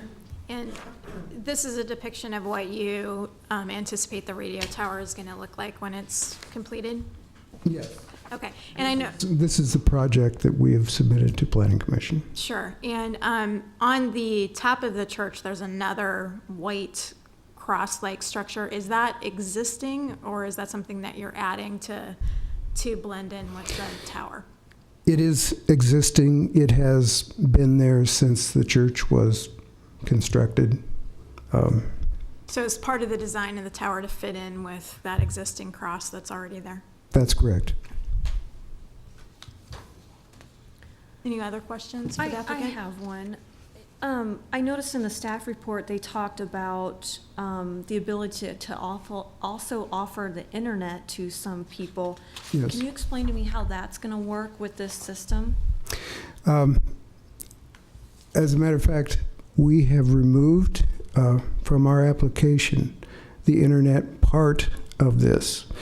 The internet, the company that would provide the internet has, of course, expressed interest, and we decided that because time is growing short for us and some concerns were expressed about the appearance of it with their antennas on it, we have withdrawn that from but Thank you. mhm. Any other questions for the applicant? All right. Is there other testimony in support of the application? All right. Seeing no one, we will turn to testimony in opposition.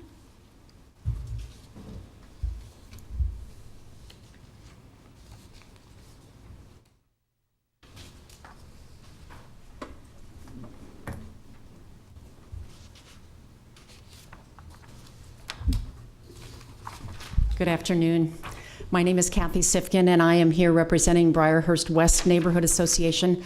I've served on the board of directors for approximately 14 years and have also served in the capacity of chairman of, or president of the board. We also have the president, the current, excuse me, the current president of the association with us today too. We met, the Briarhurst West Neighborhood Association met with representatives of Good Shepherd Church, and that was Nick Sandman. At the May meeting, we were given the various dimensions of the tower and where they wanted to locate it. We followed that up with a meeting because we didn't like their option A, and the options are listed on this printed handout that you have. In the original location, they have decided that they would not place it there. So the application that they have submitted to you today is what we're referring to as option B. And if you take a look at the photos, Photoshop's a wonderful thing.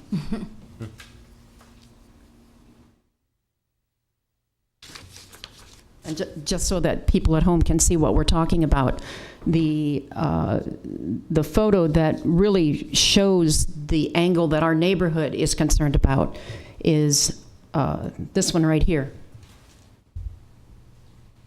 Because that's the view that our neighborhood will see, and there will be very little camouflage from the existing trees that are there. We told them that we did not mind Plan B, and we would support that with conditions. And those conditions were that they add some landscaping to help camouflage it, and then put in some 10 to 15 foot blue spruce trees, and maybe a tree line of small trees next to the road, so that when we drove in and out of the neighborhood and the homes that are across the street from the tower, they wouldn't have to look at it all the time. It would be camouflaged. And we held the meeting with Nick, and he agreed that he would go to Earl May and have them put together a landscaping plan and cost. And we do not have that with us today, and they are not planning on providing any additional landscaping to the project that they have submitted. And so what we would prefer, since there is no intention of providing additional landscaping, we would prefer that they go to their option C, which is on the south side of the building and away from the neighborhood.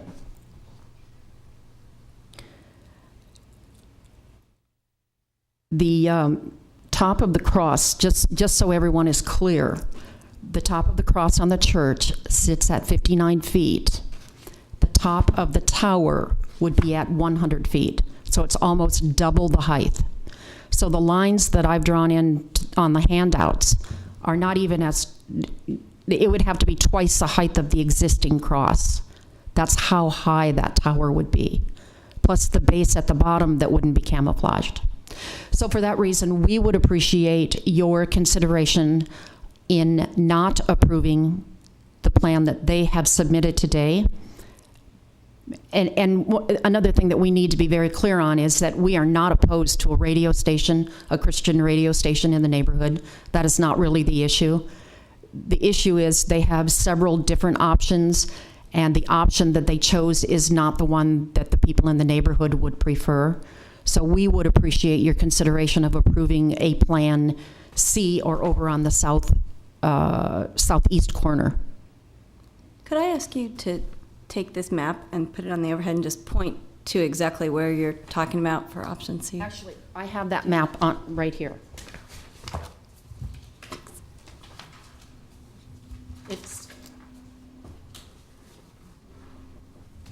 It's on white paper. Can you see that? Mm-hmm. So the initial plan that they had submitted was Plan A in yellow.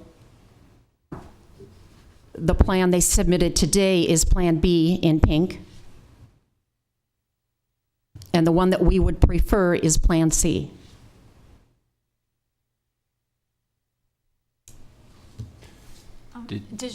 I'm sorry. Go ahead, Chris.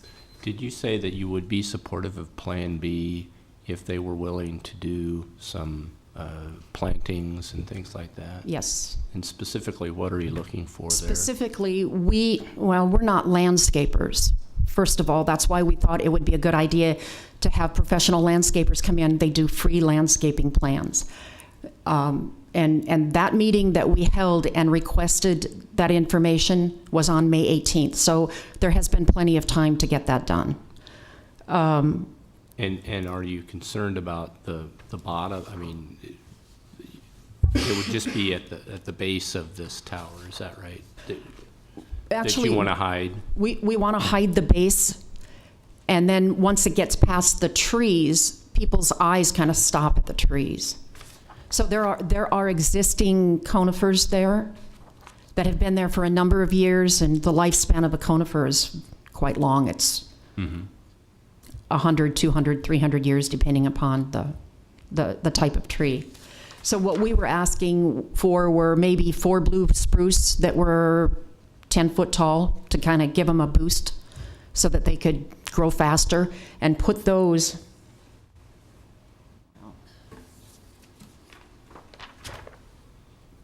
like over here. Okay. So that, like over on that side, so that when the neighbors that live there look out their doors, they're seeing the trees and they're camouflaged. And I would think that, and again, I'm not a landscaper, but I would think that 3 or 4 or 5, I'd say 4 blue spruce that are 10 foot tall would meet our requirements, and then, or meet our request. And then smaller trees are not that expensive. They are a church, they do have volunteers, and they could put in a small tree line next to the street, and that would help considerably. And then our opposition goes away to the plan that they want. Thank you. And, Sorry. I'm sorry, me then you. Okay, go ahead. Option C, that you also said you would consider, you're not requesting any additional landscaping for option C? No, we are not. We are perfectly happy with Plan C. We would not oppose that. We would actually approve it. Okay, and Plan C was put forward by you or by the church? The church. Okay, and the church wants to use the location of Plan C for parking? Future parking, yes. Okay. And knowing that they wanted to use it for future parking. That's why we said, if you put in landscaping on option B, we understand that you want to use that for future parking and you don't want to put the tower there. So give us landscaping, we're fine with Plan B. Michael? In the image that is currently on the screen here, there is some screening from the angle that we're looking at. So what you're talking about is screening from a completely different angle, correct? Just for clarification. Straight west of there. Yeah. On the street, yeah. Okay, that's all. That's where the tower would be. And so if we could have landscaping over here on that side, it's just there. The bushes that you refer to, or you would like planted around the playground fence to camouflage the fence, do they relate to the tower? They do not relate to the tower, but that was part of what we asked them. They keep telling us that they want to be good neighbors, and our response was, if you were a really great neighbor, you would camouflage that ugly link fence. It's a chain link fence, and in our neighborhood, we have covenants that do not allow advertising, and we don't allow trailers to be parked. And for that reason, because of those covenants, we have a very nice neighborhood. And the church parks a trailer right there on the corner, and they now have banners up that they've bungeed up to their chain link fence, and it is an eyesore. So we were asking them to be a good neighbor and put some bushes in there and camouflage that. That is not part of the tower, but that was part of the conversation. Okay, thank you. Can you detail for me where your homeowners association boundaries are? Are you just on the? We're from about 31st Street over to 40th. So 31st on the west, 40th on the east, Old Cheney on the south, and are we south of Sweetbriar? It's basically Highway 2. Highway 2.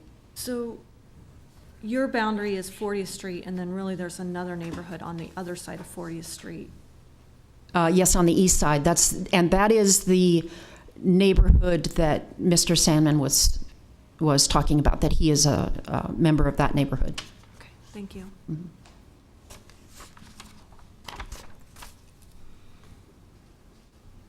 Any other questions? Thank you. Thank you. Do we have additional testimony in opposition?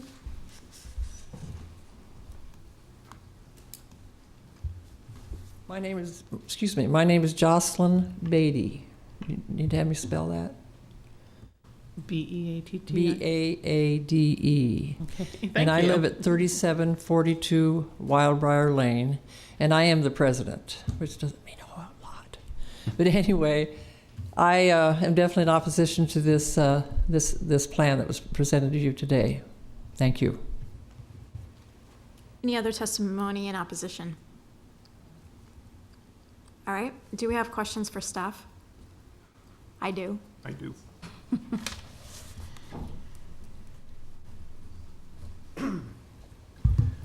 Brian Will, Planning Department. Okay. I want to talk about the email from you from Architectural Design Associates. That's in our supplemental packet. The last sentence of that email says, "We understand there will be no landscape plan included in the presentation." Does that mean we're not requiring a landscape plan? Well, As a condition yeah, of that's a approval? statement from the applicant. Right. Yeah, there was no requirement that, there was no additional landscaping added as a condition of approval, excuse me, by the planning department. Okay. Then do we have, I think we have this map somewhere. Yes. Right. Okay, I see behind the tower, I believe, 3 mature coniferous trees, or however one says that, I'm not sure. Those aren't additional trees, those are the existing. I think what's being shown on the plan are the existing trees that are there today. I don't believe any additional plantings have been shown. And what's the reason that we're not requiring? Well, landscape the whole thing about this application is, as I said, this is a broadcast tower, but it's one that's designed not to look like a typical broadcast tower. It's what we think in the parlance of wireless facilities we call a stealth, or I think more appropriately, a camouflage facility. That is, you can see it, it's there, but it's intended to look like something else. And so it usually, to go to the extent of building something so that it's hidden or looks like a normal appurtenance, in this case, a tall cross to a church, usually requires additional expense, additional time and trouble to do that. And so, like I said, I think what I mentioned in the staff report was something about this facility attempting to look like a normal, typical appurtenance to a church.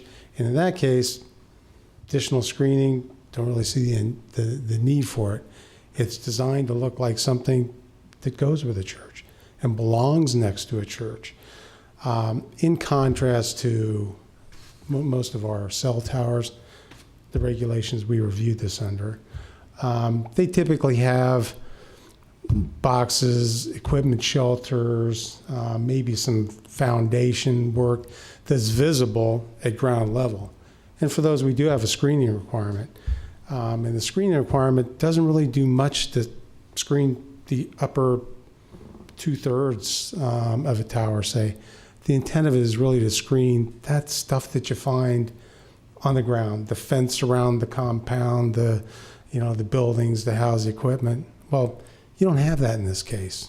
So that really, the long and the short of it, is why there is no additional screening in the conditions of approval from the planning department. Thank you. Any other questions for Brian? Yeah, do you have this site plan? I do. I can. Hang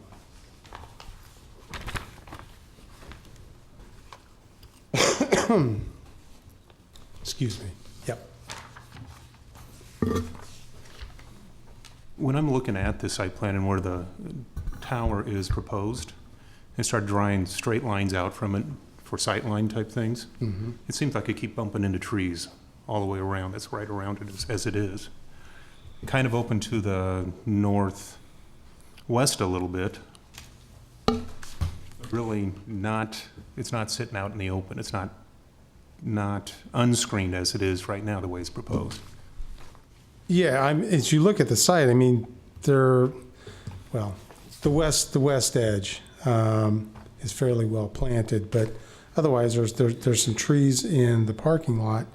One of the largest concentrations of trees is in this area. And I think that was the rationale for the original location. I think a fair number of neighbors were concerned about. Yeah, I think that's why they moved it here, to take advantage of what would be the natural screening on the site. And it does screen and block the view from, I think those sides would be of most concern, the north and the east. Okay, thank you. So then I don't know if you've had a chance to look at this, Brian, but the piece that we just got, Okay. does that, on the lower right picture, does that look like an incorrect placement of where the pole would be? But I didn't, was that handed out by I the? can. Here's one right here. See that?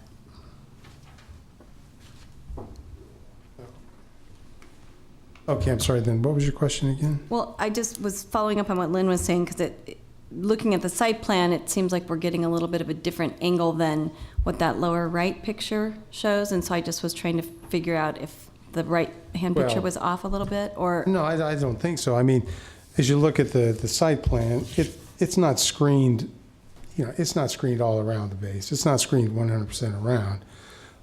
There are several trees there that do help screen it, but yeah, I wouldn't say that it's entirely screened from every viewing angle possible from the site. Yeah, that's true.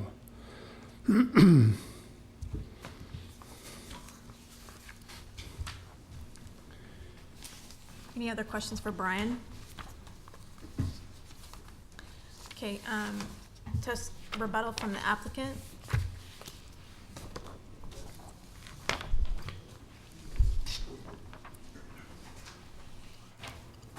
So many papers, I don't know where I am.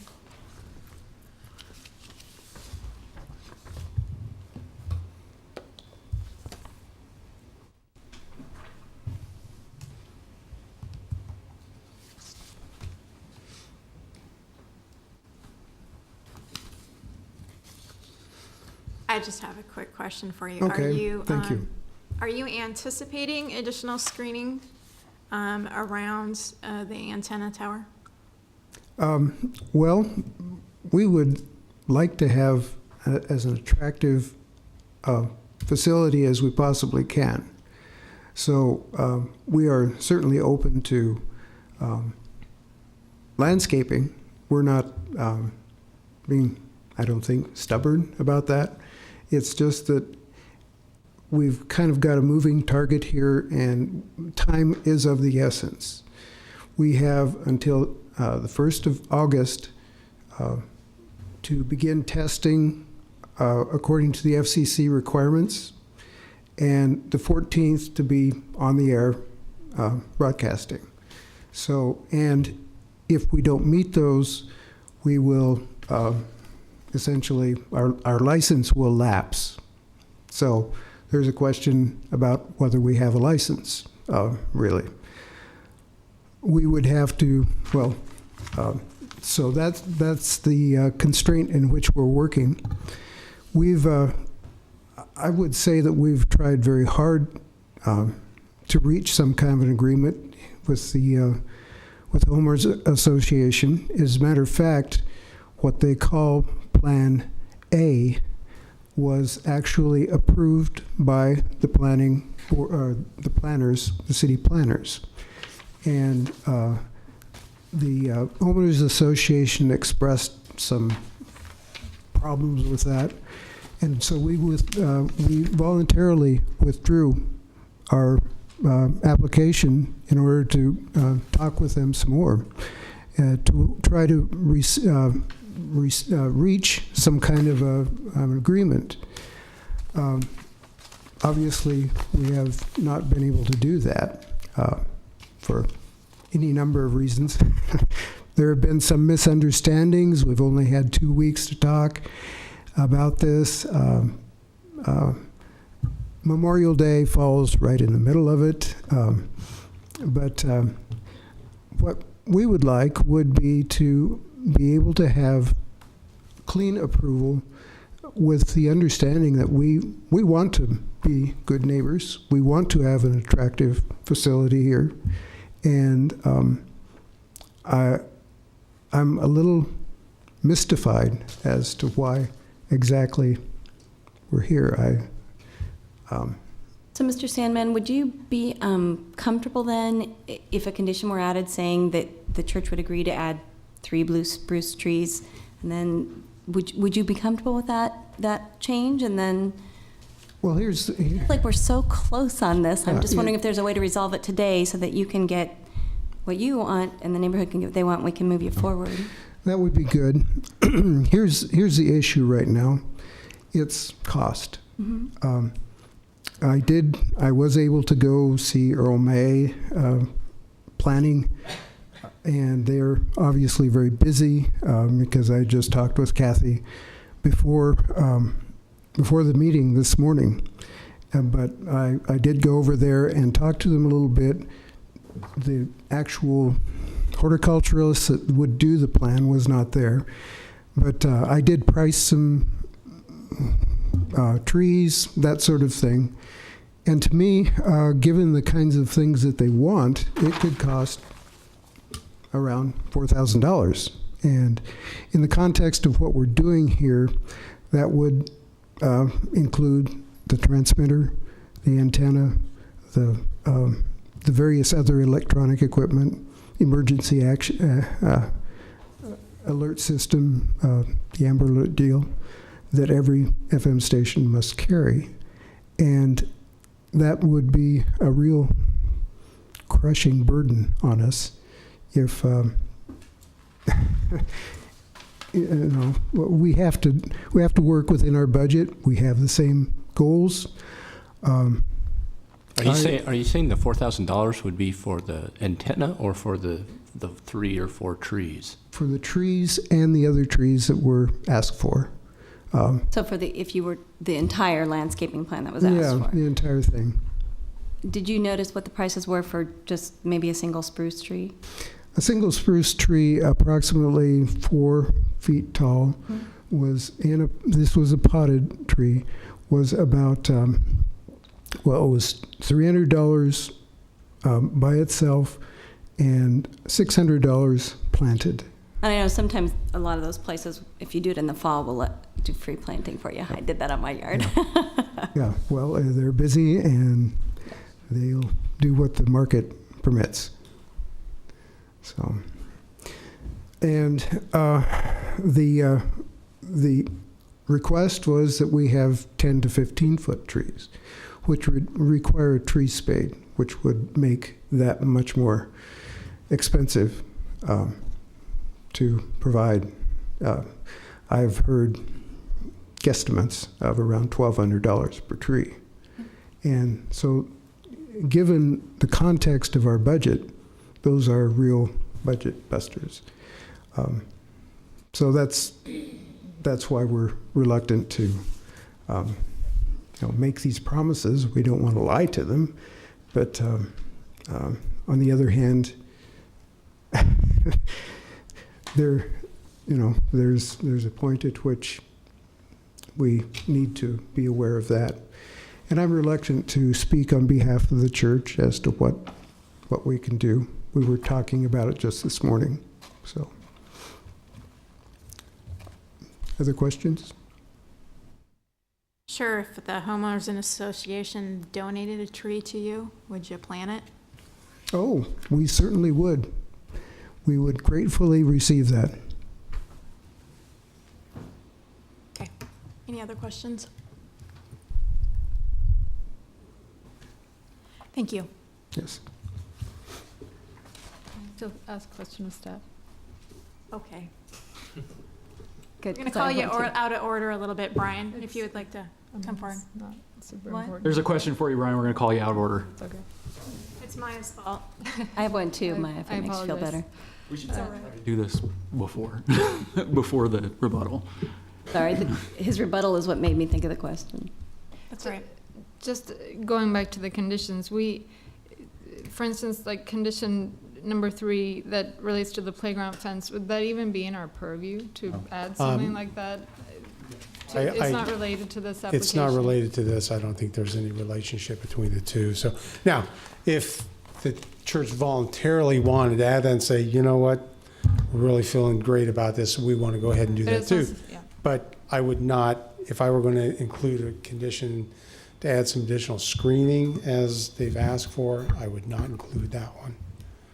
Brian, could I just ask, in terms of when the conditions have to be completed, if we added a condition about trees, does it stop them from broadcasting once we approve if the trees are planted in the fall, say, as opposed to, do they have to have everything finished before they can broadcast, or as long as it's approved and they meet the conditions within a certain time frame? Yeah, when it comes to plants like that, plantings like that, required screening, landscaping, you've got 2 planting seasons. So I'd say we're sort of past the spring by the time this gets going. So they would have this fall and then again next spring. So we could add the flexibility for waiting until a nursery had a special where you buy the tree, they plant it for free for you. Yes, you could. Yeah, you would. Any other questions for Brian while he's up here? All right, thank you. Sure. We'll entertain a motion. Move approval. Second. Second. Discussion. I do want to point out that the city does have a street tree voucher program, and you would have to plant it in the public right-of-way, but they do give you a voucher to cover some of those costs, and if you coupled it with something like the nursery offering free planting, you could definitely put some street trees in there. It wouldn't be right up next to the cross or the tower, but it would help screen that as well. So that's an option that, and maybe the neighborhood association could help coordinate that. Maybe there's other locations within the neighborhood that could benefit from street trees as well. I believe also the NRD has the same type of Yes. program. Usually I've done it where we've coupled it with the Yeah. NRD and the street tree program, and it becomes pretty reasonable.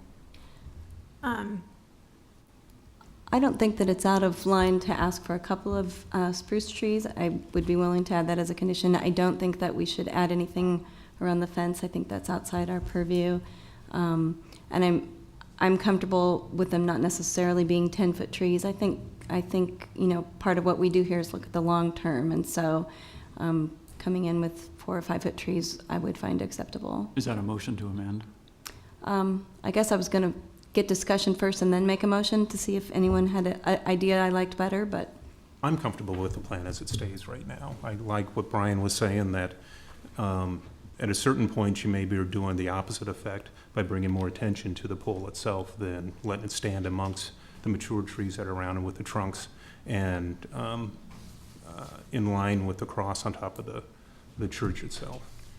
Yeah, I'm with Lynn on this. Normally I would be very sympathetic to a requirement that we screen something like this, and I would normally say, yeah, I think we need to make that a condition, but I think they've invested a lot in the design of the tower, and it already fits in with the existing architecture of the tower, and frankly, if I were driving by this, I would just think it's another cross at the church.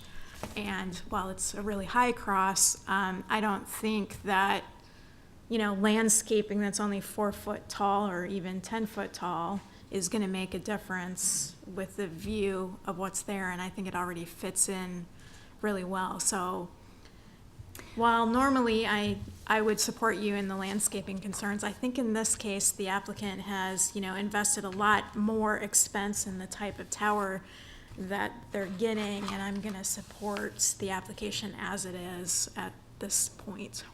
I think what I'd like to do then is, because I certainly don't want to not support this project, I'm going to make the motion to amend, adding a condition for 2 spruce trees up to 5 feet tall, and we'll either pass it or we won't, and then we can move forward. So there's my motion.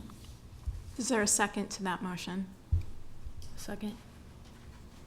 All right. Are we ready to vote on your amendment, Kathy? I'm comfortable with that. We'll call the vote on the amendment only. Beecham? Yes. Cornelius? No. Core? No. Harris? No. Shear? Oh, I'm sorry. He He's left. absent, yes. Sunderman? Yes, no.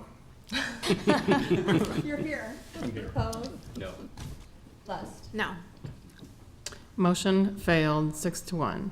All right, are we ready to call the vote on the underlying motion? I think we are. Are there any other comments anyone would like to make before then? All right, let's call the vote on that. Beecham, Yes. Cornelius. Yes. Core, Yes. Harris, Yes. Sunderman, Yes. Hove, Yes. Lust. Yes. Motion carried, 7-0. At this time, anyone wishing to speak on an item not on the agenda may do so. Seeing no one, we are adjourned. And is the briefing in this room, Jerry? In the studio room. To the left.